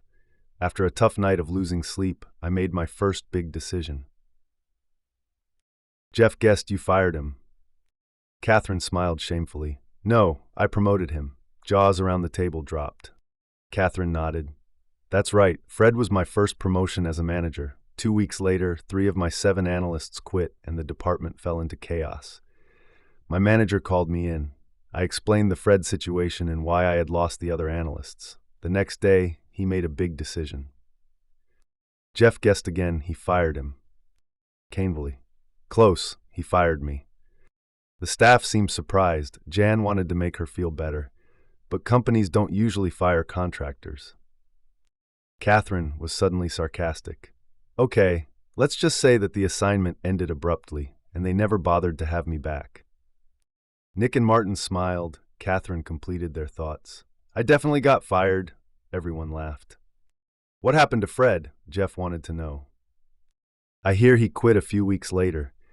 Performance improved dramatically within a month of his departure, even though the department had 3 fewer analysts. Are you saying that Fred's behavior alone hurt the production of the group by 50%? Nick asked. No, not Fred's behavior, Katherine replied. People seemed confused. My tolerance of his behavior. Listen, they fired the right person. No one spoke. They seemed to be feeling their boss's pain and making the obvious connection between Katherine's story and what had happened the day before. After a few moments, Katherine brought her lesson home. I don't plan on losing any of you, and that's why I did what I did. At that moment, everyone in the room seemed to understand her. Now we move to Part 4, Traction. Chapter 38, Rally. Back at the office, Katherine held an all-hands meeting to discuss Mikey's departure. Despite her tactful demeanor, the news provoked more concern among employees than the executives had expected. This dampened the enthusiasm of the team. So during the next staff meeting, Katherine had the group spend more than an hour discussing how to replace their head of marketing. After a heated debate about whether to promote one of Mikey's direct reports, Katherine stepped in. All right, she said. This has been a good discussion. Does anyone have anything else to add? No one spoke. I believe we need to find someone who can grow the department. And as much as I would prefer to promote someone internally, I don't see anyone in the department who is close to being able to do that right now. So I think we should begin a search for a new vice president. Every head in the room nodded, even those who had argued against it. But I can assure you that we're going to find the right person, Katherine continued. That means everyone here will be interviewing candidates and pushing to find someone who can demonstrate trust, engage in conflict, commit to decisions, hold their peers accountable, and focus on team results, not their own ego. Katherine was certain her staff had begun to buy in. After asking Jeff to organize the search, she shifted the topic to sales. Nick reported progress had been made, but some regions were struggling.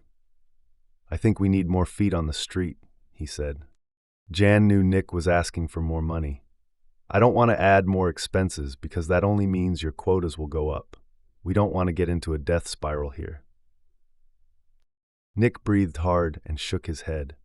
Before anyone knew what was going on, Nick and Jan were pounding on the table, trying to convince one another their approach was right. During a brief pause, Jan threw herself back in her chair and proclaimed, "Nothing around here has changed. Maybe the problem wasn't Mikey after all." That sobered the group. Katherine jumped in, smiling. "Hold on. I don't see anything wrong here. This is the kind of conflict we've been talking about. It's perfect." Jan tried to explain herself. I guess I just don't see it that way. It still feels like we're fighting. You are fighting, Katherine said, but about issues. That's your job. Otherwise, you leave it to your people to solve problems they can't solve. They want you to hash this stuff out so they can get clear direction from us. Jan seemed tired. I hope this is worth it. Katherine smiled again. Trust me, it will be worth it in more ways than you know. Over the next 2 weeks, Katherine pushed her team harder than ever. She chided Martin for eroding trust by appearing smug. She forced Carlos to confront the team about their lack of responsiveness. And she spent more than one late night with Jan and Nick, working through budget battles. More important than what Katherine did was the reaction she received. As resistant as they might have seemed in the moment, no one questioned whether they should be doing what Katherine made them do. There seemed to be a genuine sense of collective purpose. The only question that remained in Katherine's mind was whether she could keep it going long enough for everyone to see the benefits. Chapter 39, Harvest. Although the last of Katherine's Napa Valley offsites had a different atmosphere, it began with a familiar speech. We have a more experienced set of executives than any of our competitors. We have more cash than they do.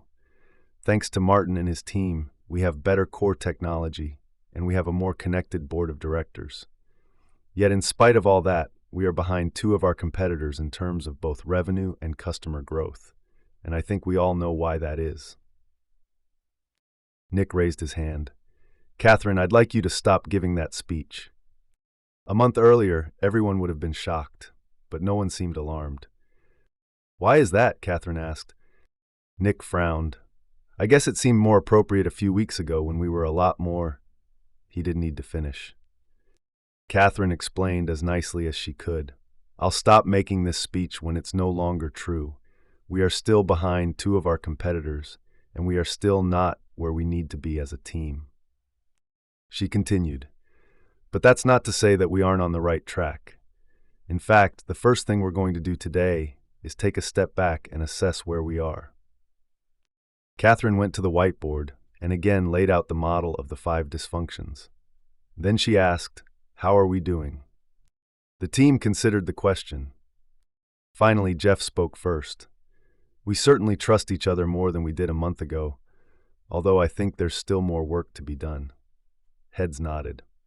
John added, and we're doing better with conflict, although I can't say I'm used to it yet.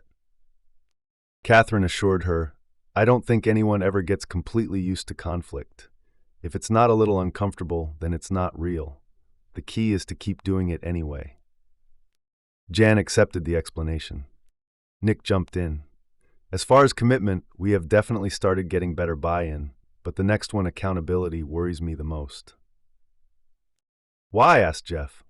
Because I'm not sure we're going to be willing to get in each other's faces when someone doesn't deliver, or if someone starts acting against the good of the team. I'm certainly going to get in their face. To everyone's surprise, it was Martin who made the comment. He explained, I don't think I could handle going back to the way things were before. So if it comes down to a little interpersonal discomfort versus politics, I'm opting for the discomfort. Nick smiled at his quirky colleague and finished the model. Well, I don't think we're going to have a results problem. None of us will come out of this smelling rosy if we can't make this company work. Katherine had never been so glad to see a room full of people nod, but she decided to let some of the air out of their balloon. Listen, she said. I agree with most of what you've said. You're moving in the right direction. But I want to assure you that there will be many days when you will wonder if you've made any progress. It's going to take more than a few weeks before we see a tangible impact on the bottom line. The team seemed to be agreeing too easily. She decided she needed to rattle them one more time. I'm telling you this because we are not out of the woods. I've seen plenty of groups slide backward that were a lot further along than we are. This is about having the discipline and persistence to keep doing what we're doing. As bad as Katherine felt about raining on their parade, she was relieved to have prepared them for the bad weather every team faces. And for the next 2 days, the team experienced that weather. At times, they worked in a spirit of cooperation. At other times, they were seemingly at each other's throats. They wrestled with business issues and worked each one through to resolution. Ironically, they rarely discussed teamwork directly, which Katherine interpreted as a sign of progress. Two observations Katherine made during breaks and meals told her she was right. First, the team seemed to stay together. Second, they were noisier than ever, and one of the most prevalent sounds was laughter. By the end of the session, though they were exhausted, everyone seemed eager to schedule follow-up meetings. Chapter 40, Gut Check.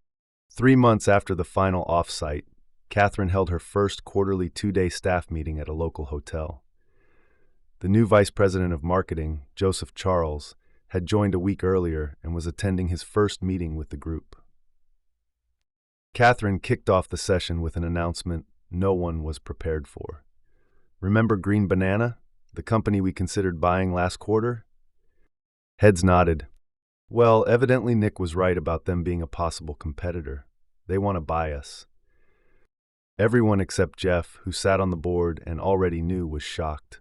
No one more so than Nick. I thought they were in financial trouble? They were, explained Katherine.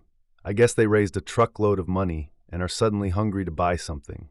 They've already made us an offer. What's it look like? Jan wanted to know. Katherine looked at her notes. Quite a bit more than our estimated worth today. We would all make decent money. Jan pressed on. What did the board say? Jeff answered, they're leaving it up to us. No one spoke. It was as if they were all calculating their potential payouts. Finally, an almost angry voice with a British accent broke the silence. No bloody way. Everyone turned toward their head of engineering. He spoke with more passion than anyone had ever heard from him.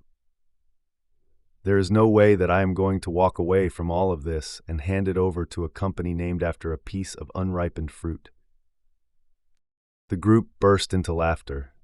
Jan brought them back down to earth. I don't think we should discard this so fast. There is no guarantee we're going to make it. This is real money. Jeff added to her point. The board certainly doesn't think it's a bad offer. Martin didn't seem to believe Jeff. Then why did they leave it to us to make the decision? Jeff paused, because they want to know that we have the fire in our bellies. Martin frowned. The what? Jeff clarified. They want to know if we want to be here, if we're really committed to the company and to each other. Joseph, the new marketing VP, summarized the situation. It sounds like this is a gut check. Carlos spoke for the first time. I vote against it. Jeff was next. So do I, definitely. Nick nodded his head, as did Katherine and Joseph. Martin looked at Jan. What do you say? She hesitated for a moment. Green Banana? Are you kidding? They broke into laughter. Katherine quickly refocused the meeting. Okay, we've got plenty of other big topics to take care of. Let's get started. For the next several hours, the group took Joseph through the 5 dysfunctions. Nick explained trust. Jan and Jeff covered conflict and commitment. Carlos described accountability, and Martin finished off results. They then reviewed Joseph's Myers-Briggs results and explained the roles and responsibilities of his new peers. Most importantly, for the rest of the day, they launched into some of the most passionate debates Joseph had ever heard, and ended those debates with crystal-clear agreements and no lingering bitterness. They called each other on the carpet once or twice in ways that made Joseph uncomfortable, but in each case, they brought the discussions around to results. By the end of the session, Joseph decided he had joined one of the most unusual and intense executive teams he had ever seen, and he couldn't wait to become an active part of it. Chapter 41, The March. Over the course of the next year, Decision Tech grew its sales dramatically and met its revenue goals during 3 of its 4 quarters. The company moved into a virtual tie for the #1 position in the industry, but had yet to separate itself from its chief rival. With the improved performance, employee turnover subsided, and morale rose steadily, with the exception of a slight dip when the company missed its numbers. Interestingly, when that happened, even the chairman called to encourage Katherine not to get too disappointed. With more than 250 employees, Katherine decided it was time to trim down the number of executives who reported directly to her. She believed the larger the company, the smaller the team should be at the top. With the addition of a new head of sales and a human resources director, her staff had grown to 8. It was becoming difficult to have fluid discussions during staff meetings. So more than a year after the final Napa offsite, Katherine decided to make a few organizational changes. Nick would again assume the role of Chief Operating Officer, a title he finally felt he had earned. Carlos and the new head of sales would report to him and would no longer be on the CEO's staff. Human resources would report to Jan. This left Katherine with 5 direct reports: Martin as CTO, Jan as CFO, Nick as COO, Joseph as VP of Marketing, and Jeff as VP of Business Development. A week later, another of Katherine's quarterly 2-day staff meetings took place. Before Katherine could start, Jan wanted to know, "Where's Jeff?" Katherine responded matter-of-factly, "That's what I wanted to talk about first. Jeff won't be coming to these meetings anymore." The room was stunned, both at what Katherine said and that she said it with so little emotion. Finally, Jan asked the question everyone was thinking. "Jeff quit?" Katherine seemed surprised. "No." Martin followed. "You didn't fire him, did you?" Suddenly it occurred to Katherine what they were thinking. "No, of course not. Why would I fire Jeff? It's just that he'll be reporting to Nick from now on. Given his new role, he and I both agree that it makes a lot of sense." As much as everyone was relieved, there was still something bothering them. Jan couldn't hold back. "Katherine, I can see that it makes sense, and I'm sure Nick is glad to have Jeff on his team." Nick nodded. Jan continued. "But don't you think he's disappointed about not reporting directly to you anymore? I mean, I know we're not supposed to be concerned with status and ego, but he is a board member and a founder. Did you really consider what this means to him?" Katherine smiled proudly, delighted that they had forced her to explain what she had been wanting to tell them. "You guys, this was Jeff's idea." That thought had not occurred to any of them. Katherine went on. "He said that as much as he wanted to stay on the team, it made more sense for him to be part of Nick's group. I actually gave him a chance to change his mind, and he insisted it was the right thing to do for the company and for the team." Katherine let her team enjoy a silent moment of admiration for their former CEO. Then she continued, "I think we owe it to Jeff and everyone else at this company to make this work. Let's get started." Now we'll move to the second part of the audiobook, an exploration of the model itself. As difficult as it is to build a cohesive team, it is not complicated.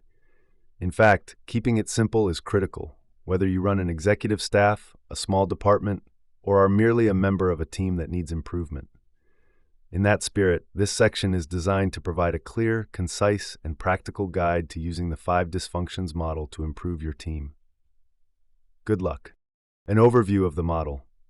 In my experience working with CEOs and their teams, 2 critical truths have become clear to me.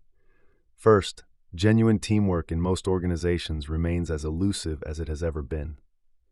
Second, organizations fail to achieve teamwork because they unknowingly fall prey to 5 natural but dangerous pitfalls, which I call the 5 dysfunctions of a team.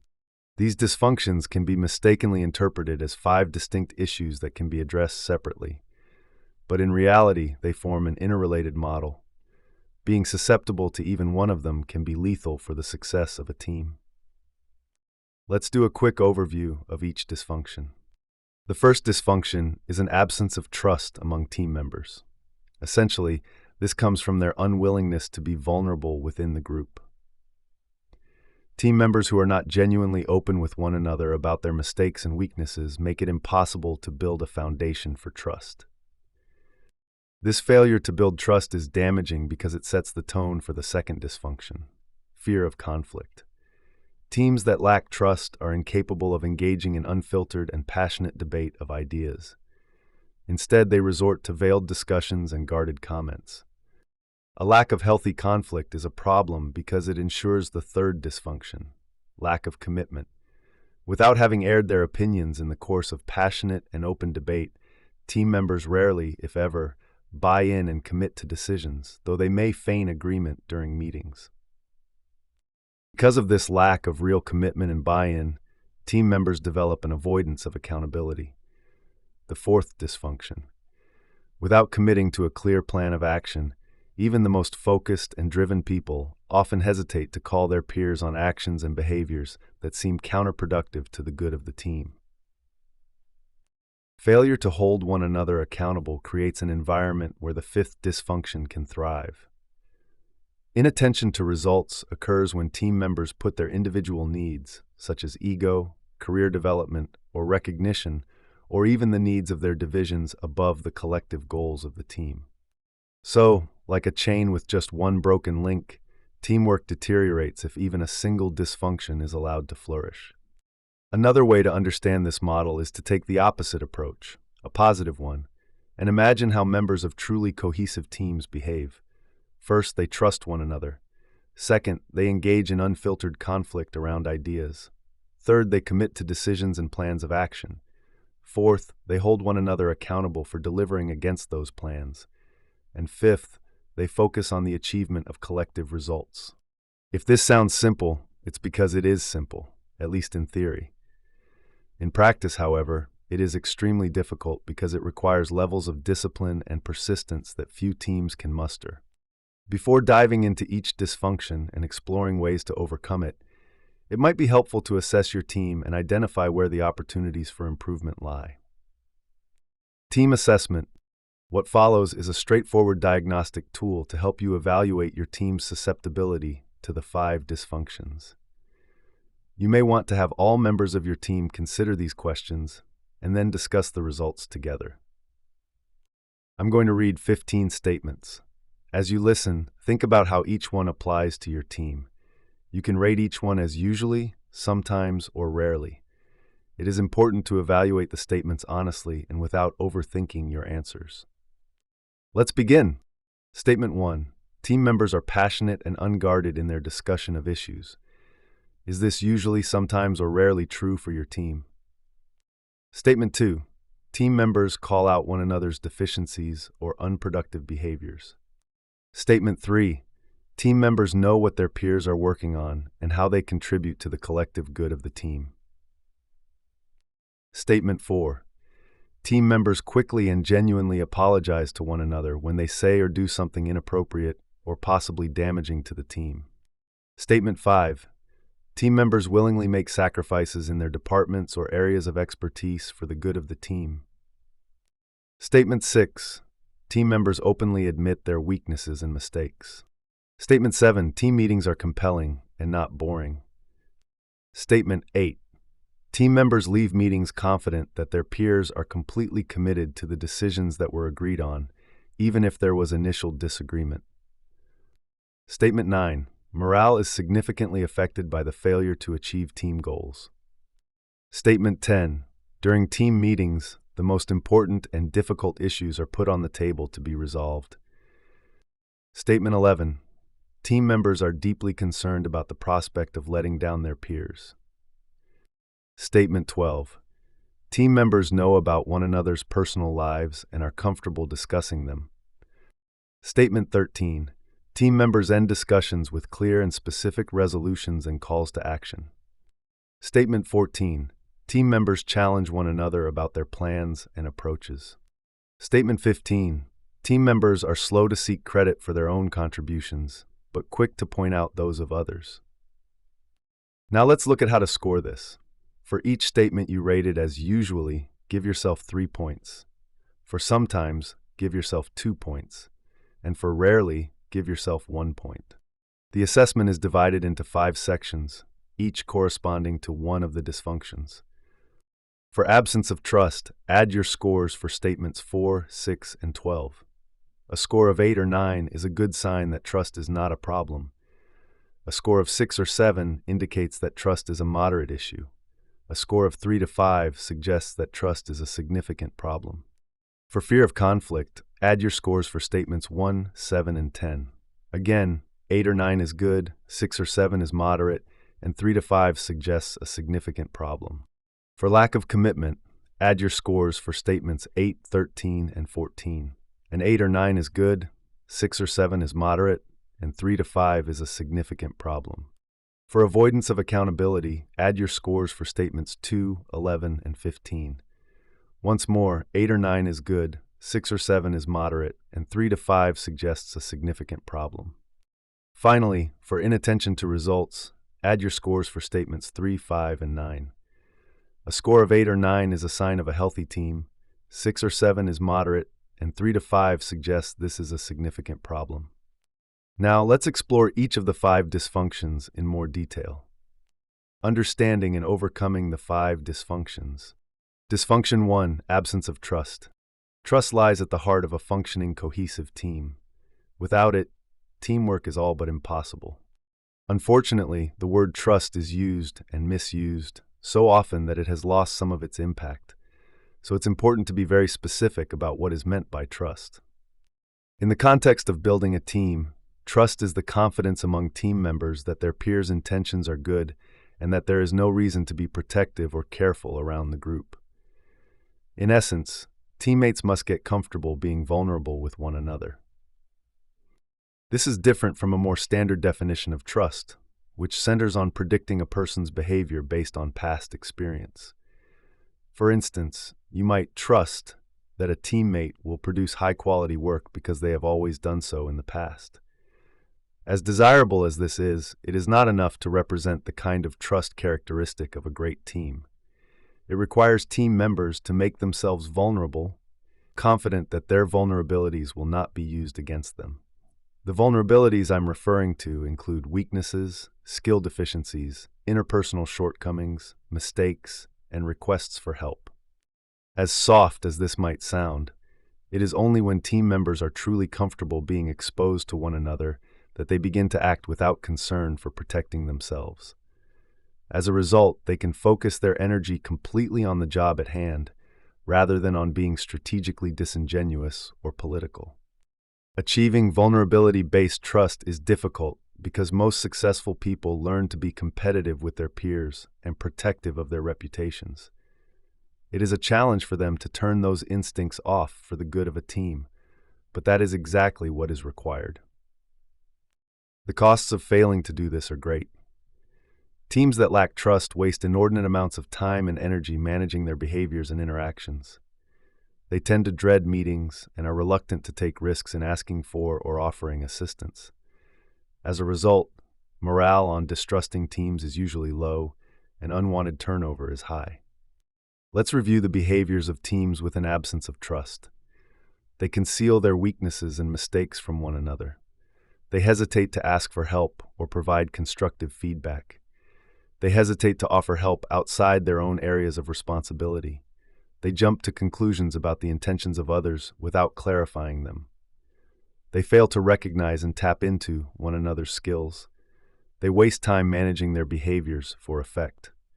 They hold grudges, and they dread meetings and find reasons to avoid spending time together. In contrast, members of trusting teams admit weaknesses and mistakes.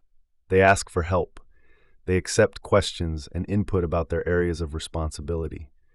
They give one another the benefit of the doubt. They take risks in offering feedback and assistance. They appreciate and tap into one another's skills. They focus time and energy on important issues, not politics. They offer and accept apologies without hesitation. And they look forward to meetings and other opportunities to work as a group. So how does a team build trust? It can't be achieved overnight. It requires shared experiences over time, multiple instances of follow-through and credibility, and an in-depth understanding of each team member. However, by taking a focused approach, a team can dramatically accelerate the process. Here are a few tools that can help. The first is the personal histories exercise. In less than an hour, a team can take the first steps. This low-risk exercise requires going around the table and having team members answer a short list of questions about themselves. Questions don't need to be overly sensitive. They might include number of siblings, hometown, unique challenges of childhood, favorite hobbies, first job, and worst job. By describing these relatively innocuous experiences, team members begin to relate to one another more personally and see each other as human beings. This encourages empathy and understanding. Next is the team effectiveness exercise. This exercise is more rigorous, but may involve more risk. It requires team members to identify the single most important contribution that each of their peers makes to the team, as well as the one area they must improve upon for the good of the team. All members then report their responses, focusing on one person at a time, usually beginning with the team leader.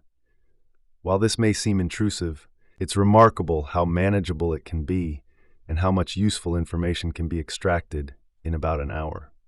Another tool is using personality and behavioral preference profiles. These help break down barriers by allowing people to better understand and empathize with one another. The best profiling tool, in my opinion, is the Myers-Briggs Type Indicator, or MBTI. The purpose of these tools is to provide practical and scientifically valid descriptions of team members. Some of the best characteristics of tools like the MBTI are their non-judgmental nature, their basis in research, and the active role participants take in identifying their own types. Many of these tools require a licensed consultant, which is important to avoid misusing their powerful implications. Then there is 360-degree feedback. These tools have become popular and can produce powerful results. They are riskier because they call for peers to make specific judgments and provide constructive criticism. The key to making a 360-degree program work is to separate it entirely from compensation and formal performance evaluation. It should be used as a developmental tool, allowing employees to identify strengths and weaknesses without any repercussions. Finally, there are experiential team exercises. Ropes courses and other activities have lost some of their luster, and deservedly so. While there are some benefits from rigorous outdoor activities, those benefits do not always translate directly to the working world.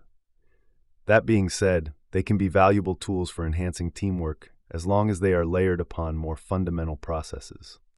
While each of these tools can have a significant short-term impact, they must be accompanied by regular follow-up. Individual developmental areas must be revisited. Even on a strong team, atrophy can lead to the erosion of trust. So what is the role of the leader in all this? The most important action a leader must take to encourage trust is to demonstrate vulnerability first. This requires a leader to risk losing face in front of the team so that their subordinates will take the same risk. Leaders must also create an environment that does not punish vulnerability. Finally, a leader's displays of vulnerability must be genuine. They cannot be staged.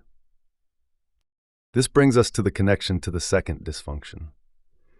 By building trust, a team makes conflict possible because team members do not hesitate to engage in passionate and sometimes emotional debate, knowing they will not be punished for saying something that might otherwise be interpreted as destructive or critical. Dysfunction 2, fear of conflict. All great relationships, the ones that last, require productive conflict in order to grow. This is true in marriage, parenthood, friendship, and certainly business. Unfortunately, conflict is considered taboo in many situations, especially at work. And the higher you go up the management chain, the more you find people spending inordinate amounts of time trying to avoid the kind of passionate debates that are essential to any great team. It is important to distinguish productive ideological conflict from destructive fighting and interpersonal politics. Ideological conflict is limited to concepts and ideas and avoids personal attacks. However, it can have many of the same external qualities as interpersonal conflict: passion, emotion, and frustration. An outside observer might easily mistake it for unproductive discord. But teams that engage in productive conflict know that the only purpose is to produce the best possible solution in the shortest period of time. They discuss and resolve issues more quickly and completely than others, and they emerge from heated debates with no residual feelings, but with an eagerness to take on the next important issue. Ironically, teams that avoid ideological conflict often do so to avoid hurting team members' feelings, but they end up encouraging dangerous tension. When team members do not openly debate important ideas, they often turn to back-channel personal attacks, which are far nastier and more harmful. It is also ironic that so many people avoid conflict in the name of efficiency, because healthy conflict is actually a time saver. teams that avoid conflict often doom themselves to revisiting issues again and again without resolution. They often ask team members to take their issues offline, which is often a euphemism for avoiding an important topic, only to have it raised again at the next meeting. Let's review the behaviors of teams that fear conflict. They have boring meetings. They create environments where back-channel politics and personal attacks thrive. They ignore controversial topics critical to team success. They fail to tap into all the opinions and perspectives of team members. And they waste time and energy with posturing and interpersonal risk management.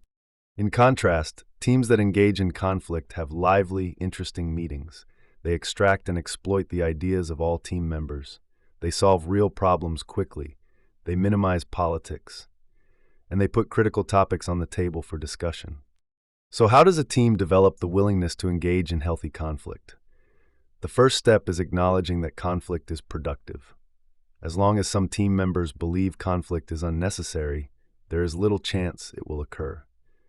Beyond that, there are a few simple methods for making conflict more common. One method is mining. Members of teams that avoid conflict must occasionally become a miner of conflict, someone who extracts buried disagreements and brings them into the light. They must have the courage to call out sensitive issues and force the team to work through them. Another method is real-time permission. In the process of mining for conflict, team members need to coach one another, not to retreat. One effective way to do this is to recognize when people are becoming uncomfortable and then interrupt to remind them that what they are doing is necessary. As simple as this sounds, it's a remarkably effective tool for draining tension from a productive but difficult exchange. After the discussion has ended, it's helpful to remind participants that the conflict was good for the team. Other tools, like the personality profiles mentioned earlier, can be useful here. Because most of these tools describe how different types deal with conflict, they can help people anticipate their approach.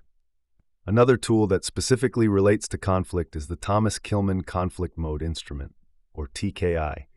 It allows team members to understand their natural inclinations around conflict so they can make more strategic choices. What is the role of the leader here?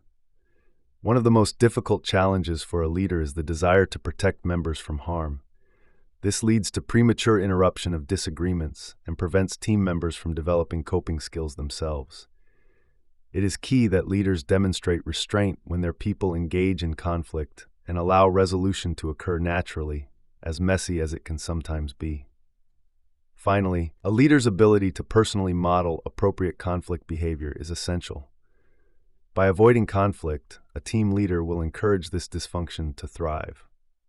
And this brings us to the connection with the next dysfunction.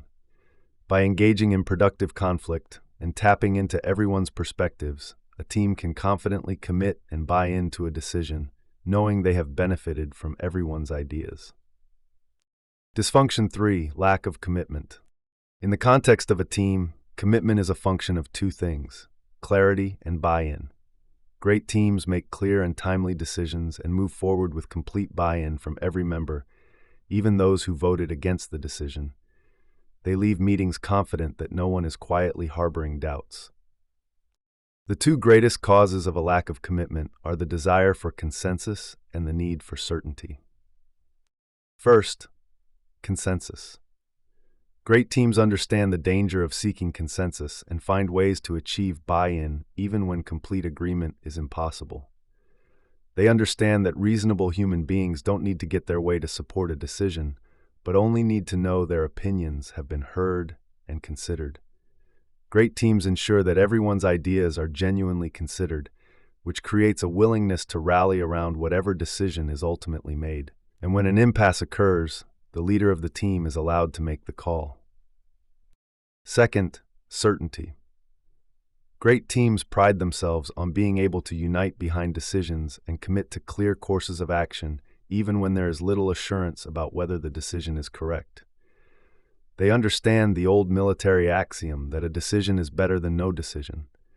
They also realize it is better to make a decision boldly and be wrong, and then change direction with equal boldness, than it is to waffle. Contrast this with dysfunctional teams that try to hedge their bets and delay important decisions until they have enough data to feel certain. As prudent as this might seem, it is dangerous because of the paralysis and lack of confidence it breeds. It is important to remember that conflict underlies the willingness to commit without perfect information. In many cases, teams have all the information they need, but it resides within the hearts and minds of the team and must be extracted through unfiltered debate. Regardless of the cause, one of the greatest consequences for an executive team that does not commit is unresolvable discord deeper in the organization. When an executive team fails to achieve buy-in, employees who report to those executives will inevitably clash when they try to interpret marching orders that are not clearly aligned with those of colleagues in other departments. Small gaps between executives high up in an organization become major discrepancies by the time they reach employees below. So, a team that fails to commit creates ambiguity about direction and priorities. It watches windows of opportunity close due to excessive analysis. It breeds lack of confidence and fear of failure. It revisits discussions and decisions again and again, and it encourages second-guessing among team members. In contrast, a team that commits creates clarity around direction and priorities.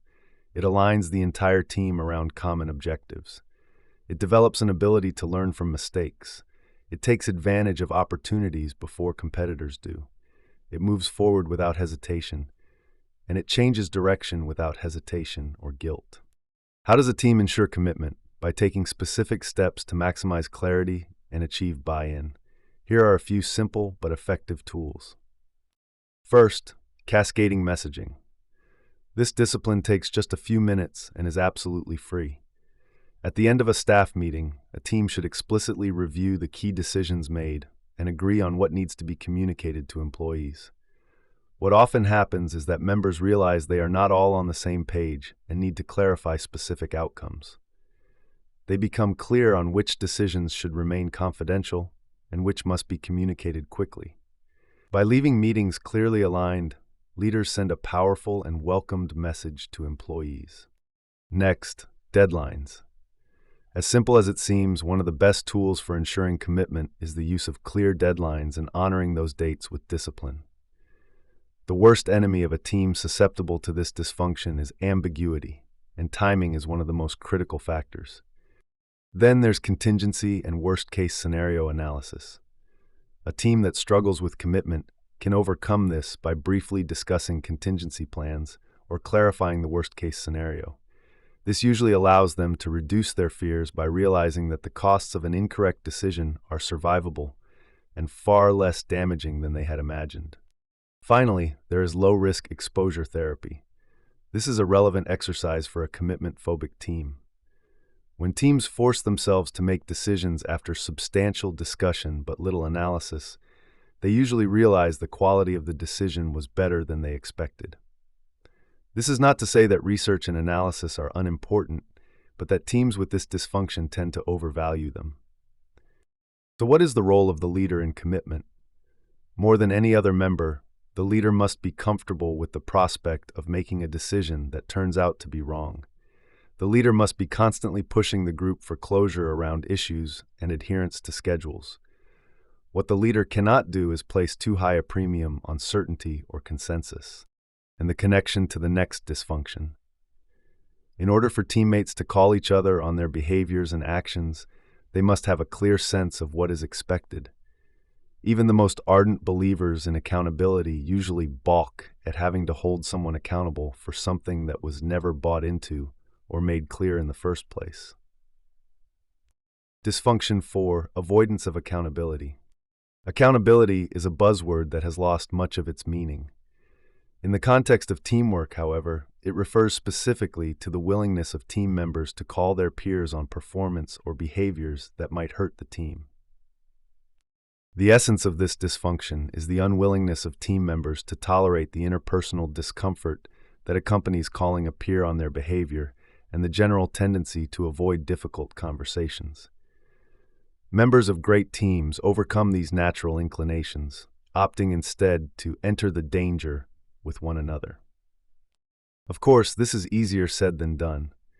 In fact, team members who are particularly close sometimes hesitate to hold one another accountable precisely because they fear jeopardizing a valuable personal relationship. Ironically, this only causes the relationship to deteriorate as team members begin to resent one another for not living up to expectations. Members of great teams improve their relationships by holding one another accountable, demonstrating that they respect each other and have high expectations. As politically incorrect as it sounds, the most effective means of maintaining high standards of performance on a team is peer pressure. One benefit is the reduction of the need for excessive bureaucracy around performance management. More than any policy, there is nothing like the fear of letting down respected teammates that motivates people to improve. A team that avoids accountability creates resentment among members with different standards. It encourages mediocrity, it misses deadlines and key deliverables, and it places an undue burden on the team leader as the sole source of discipline. In contrast, a team that holds one another accountable ensures that poor performers feel pressure to improve. It identifies potential problems quickly by questioning one another's approaches. It establishes respect among team members who are held to the same high standards, and it avoids excessive bureaucracy around performance management. So how does a team ensure accountability? The key is adhering to a few classic management tools that are as effective as they are simple. First, the publication of goals and standards. A good way to make it easier for team members to hold one another accountable is to clarify publicly exactly what the team needs to achieve, who needs to deliver what, and how everyone must behave. The enemy of accountability is ambiguity. It is important to keep agreements in the open so that no one can easily ignore them. Second, simple and regular progress reviews. A little structure goes a long way. Team members should regularly communicate with one another about how they feel their teammates are doing against stated objectives. Relying on them to do so on their own, with no clear expectations, is inviting the avoidance of accountability. Third, team rewards. By shifting rewards away from individual performance to team achievement, a team can create a culture of accountability. This occurs because a team is unlikely to stand by quietly and fail because a peer is not pulling his or her weight. And the role of the leader? One of the leader's most difficult challenges is to encourage and allow the team to serve as the first and primary accountability mechanism. Sometimes strong leaders naturally create an accountability vacuum, leaving themselves as the only source of discipline. Once a leader has created a culture of accountability, however, he or she must be willing to serve as the ultimate arbiter of discipline when the team itself fails. This should be a rare occurrence. Finally, the connection to the last dysfunction. If teammates are not being held accountable for their contributions, they will be more likely to turn their attention to their own needs and the advancement of themselves or their departments. An absence of accountability is an invitation for team members to shift their attention to areas other than collective results. Dysfunction 5: Inattention to results. The ultimate dysfunction of a team is the tendency of members to care about something other than the collective goals of the group. An unrelenting focus on specific objectives and clearly defined outcomes is a requirement for any team that judges itself on performance. It should be noted that results are not limited to financial measures like profit or revenue. This dysfunction refers to a far broader definition of results, one related to outcome-based performance. Every good organization specifies what it plans to achieve, and these goals, more than the financial metrics they drive, make up the majority of near-term controllable results. So what would a team be focused on other than results? Team status and individual status are the prime candidates. First, team status. For members of some teams, merely being part of the group is enough to keep them satisfied. The achievement of specific results might be desirable, but not necessarily worthy of great sacrifice. As ridiculous as this sounds, plenty of teams fall prey to the lure of status. These often include altruistic nonprofit organizations that believe the nobility of their mission is enough. Political groups, academic departments, and prestigious companies are also susceptible. Second, individual status. This refers to the familiar tendency of people to focus on enhancing their own positions or career prospects at the expense of their team. A functional team must make the collective results of the group more important to each individual than their individual goals. As obvious as this dysfunction might seem, many teams are simply not results-focused. They do not live and breathe to achieve meaningful objectives, but rather merely to exist or survive. Unfortunately, no amount of trust, conflict, commitment, or accountability can compensate for a lack of desire to win. A team that is not focused on results stagnates and fails to grow. It rarely defeats competitors. It loses achievement-oriented employees. It encourages team members to focus on their own careers, and it is easily distracted. In contrast, a team that focuses on collective results retains achievement-oriented employees. It minimizes individualistic behavior. It enjoys success and suffers failure acutely. It benefits from individuals who subjugate their own goals for the good of the team, and it avoids distractions. How does a team ensure its attention is focused on results? By making results clear and rewarding only those behaviors that contribute to those results. One method is the public declaration of results. In the mind of a football coach, one of the worst things a team member can do is publicly guarantee a win because it can provoke an opponent. For most teams, however, it can be helpful to make public proclamations about intended success. Teams that are willing to commit publicly to specific results are more likely to work with a passionate, even desperate desire to achieve them. Teams that say, "We'll do our best," are subtly preparing themselves for failure. Another method is using results-based rewards. An effective way to ensure team members focus on results is to tie their rewards, especially compensation, to the achievement of specific outcomes. Relying on this alone can be problematic, but letting someone take home a bonus merely for trying hard, even in the absence of results, sends a message that achieving the outcome may not be terribly important. And the role of the leader in all of this? Perhaps more than with any other dysfunction, the leader must set the tone for a focus on results. If team members sense that the leader values anything other than results, they will take that as permission to do the same. Team leaders must be selfless and objective, and reserve rewards and recognition for those who make real contributions to the achievement of group goals. Summary: as much information as is contained here, the reality remains that teamwork ultimately comes down to practicing a small set of principles over a long period of time.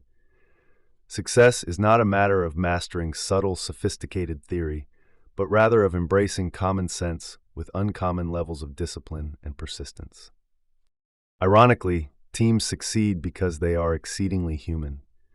By acknowledging the imperfections of their humanity, members of functional teams overcome the natural tendencies that make trust, conflict, commitment, accountability, and a focus on results so elusive. A note about time, Katherine's methods. Katherine, the CEO from our story, understood that a strong team spends considerable time together, and that by doing so, they actually save time by eliminating confusion and minimizing redundant effort. Added together, Katherine and her team spent approximately 8 days each quarter in regularly scheduled meetings, which amounts to fewer than 3 days per month. As little as this seems, most management teams balk at spending this much time together, preferring to do real work instead. Though there are many different ways to run a management team, Katherine's methods are worth considering. Here is a description of how she ran her staff after her initial team-building off-sites. First, she held an annual planning meeting and leadership development retreat. This was a 3-day off-site meeting. Topics might include budget discussions, major strategic planning, leadership training, succession planning, and cascading messaging.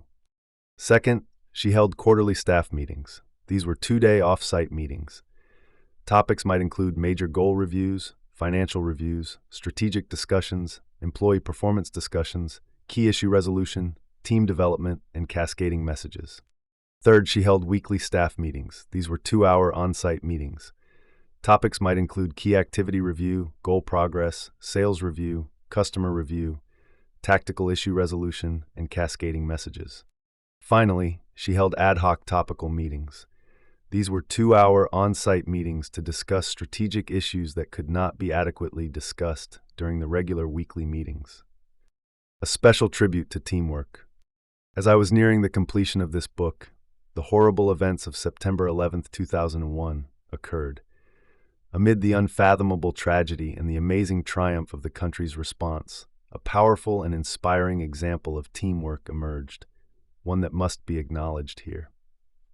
The men and women of the fire, rescue, and police departments in New York City, Washington, D.C., and Pennsylvania demonstrated that groups of people working together can accomplish what no assembly of mere individuals could ever dream of doing. In emergency services professions like these, team members live and work together, developing bonds of trust that only families can rival. That allows them to engage in focused, unfiltered debate over the right course of action when every second is precious. As a result, they are able to commit quickly to unambiguous decisions under the most dangerous circumstances, when most other human beings would demand more information before taking action. And with so much on the line, they don't hesitate to push their colleagues and hold them accountable for carrying their loads, knowing that even one team member slacking could cost lives. And finally, they have only one end in mind: protecting the lives and liberties of others. The ultimate test of a great team is results. And considering that tens of thousands of people escaped from the World Trade Center towers in New York City and the Pentagon in Washington, D.C., there can be no doubt that the teams who risked and lost their lives to save them were extraordinary. May God bless them all, as well as the victims and survivors they worked together to save. Thank you for listening to this audio adaptation of The 5 Dysfunctions of a Team. We hope you found it valuable. This adaptation is based on the original book by the author. You can support the author's work by purchasing the book through the Amazon link in the description. Your support is greatly appreciated.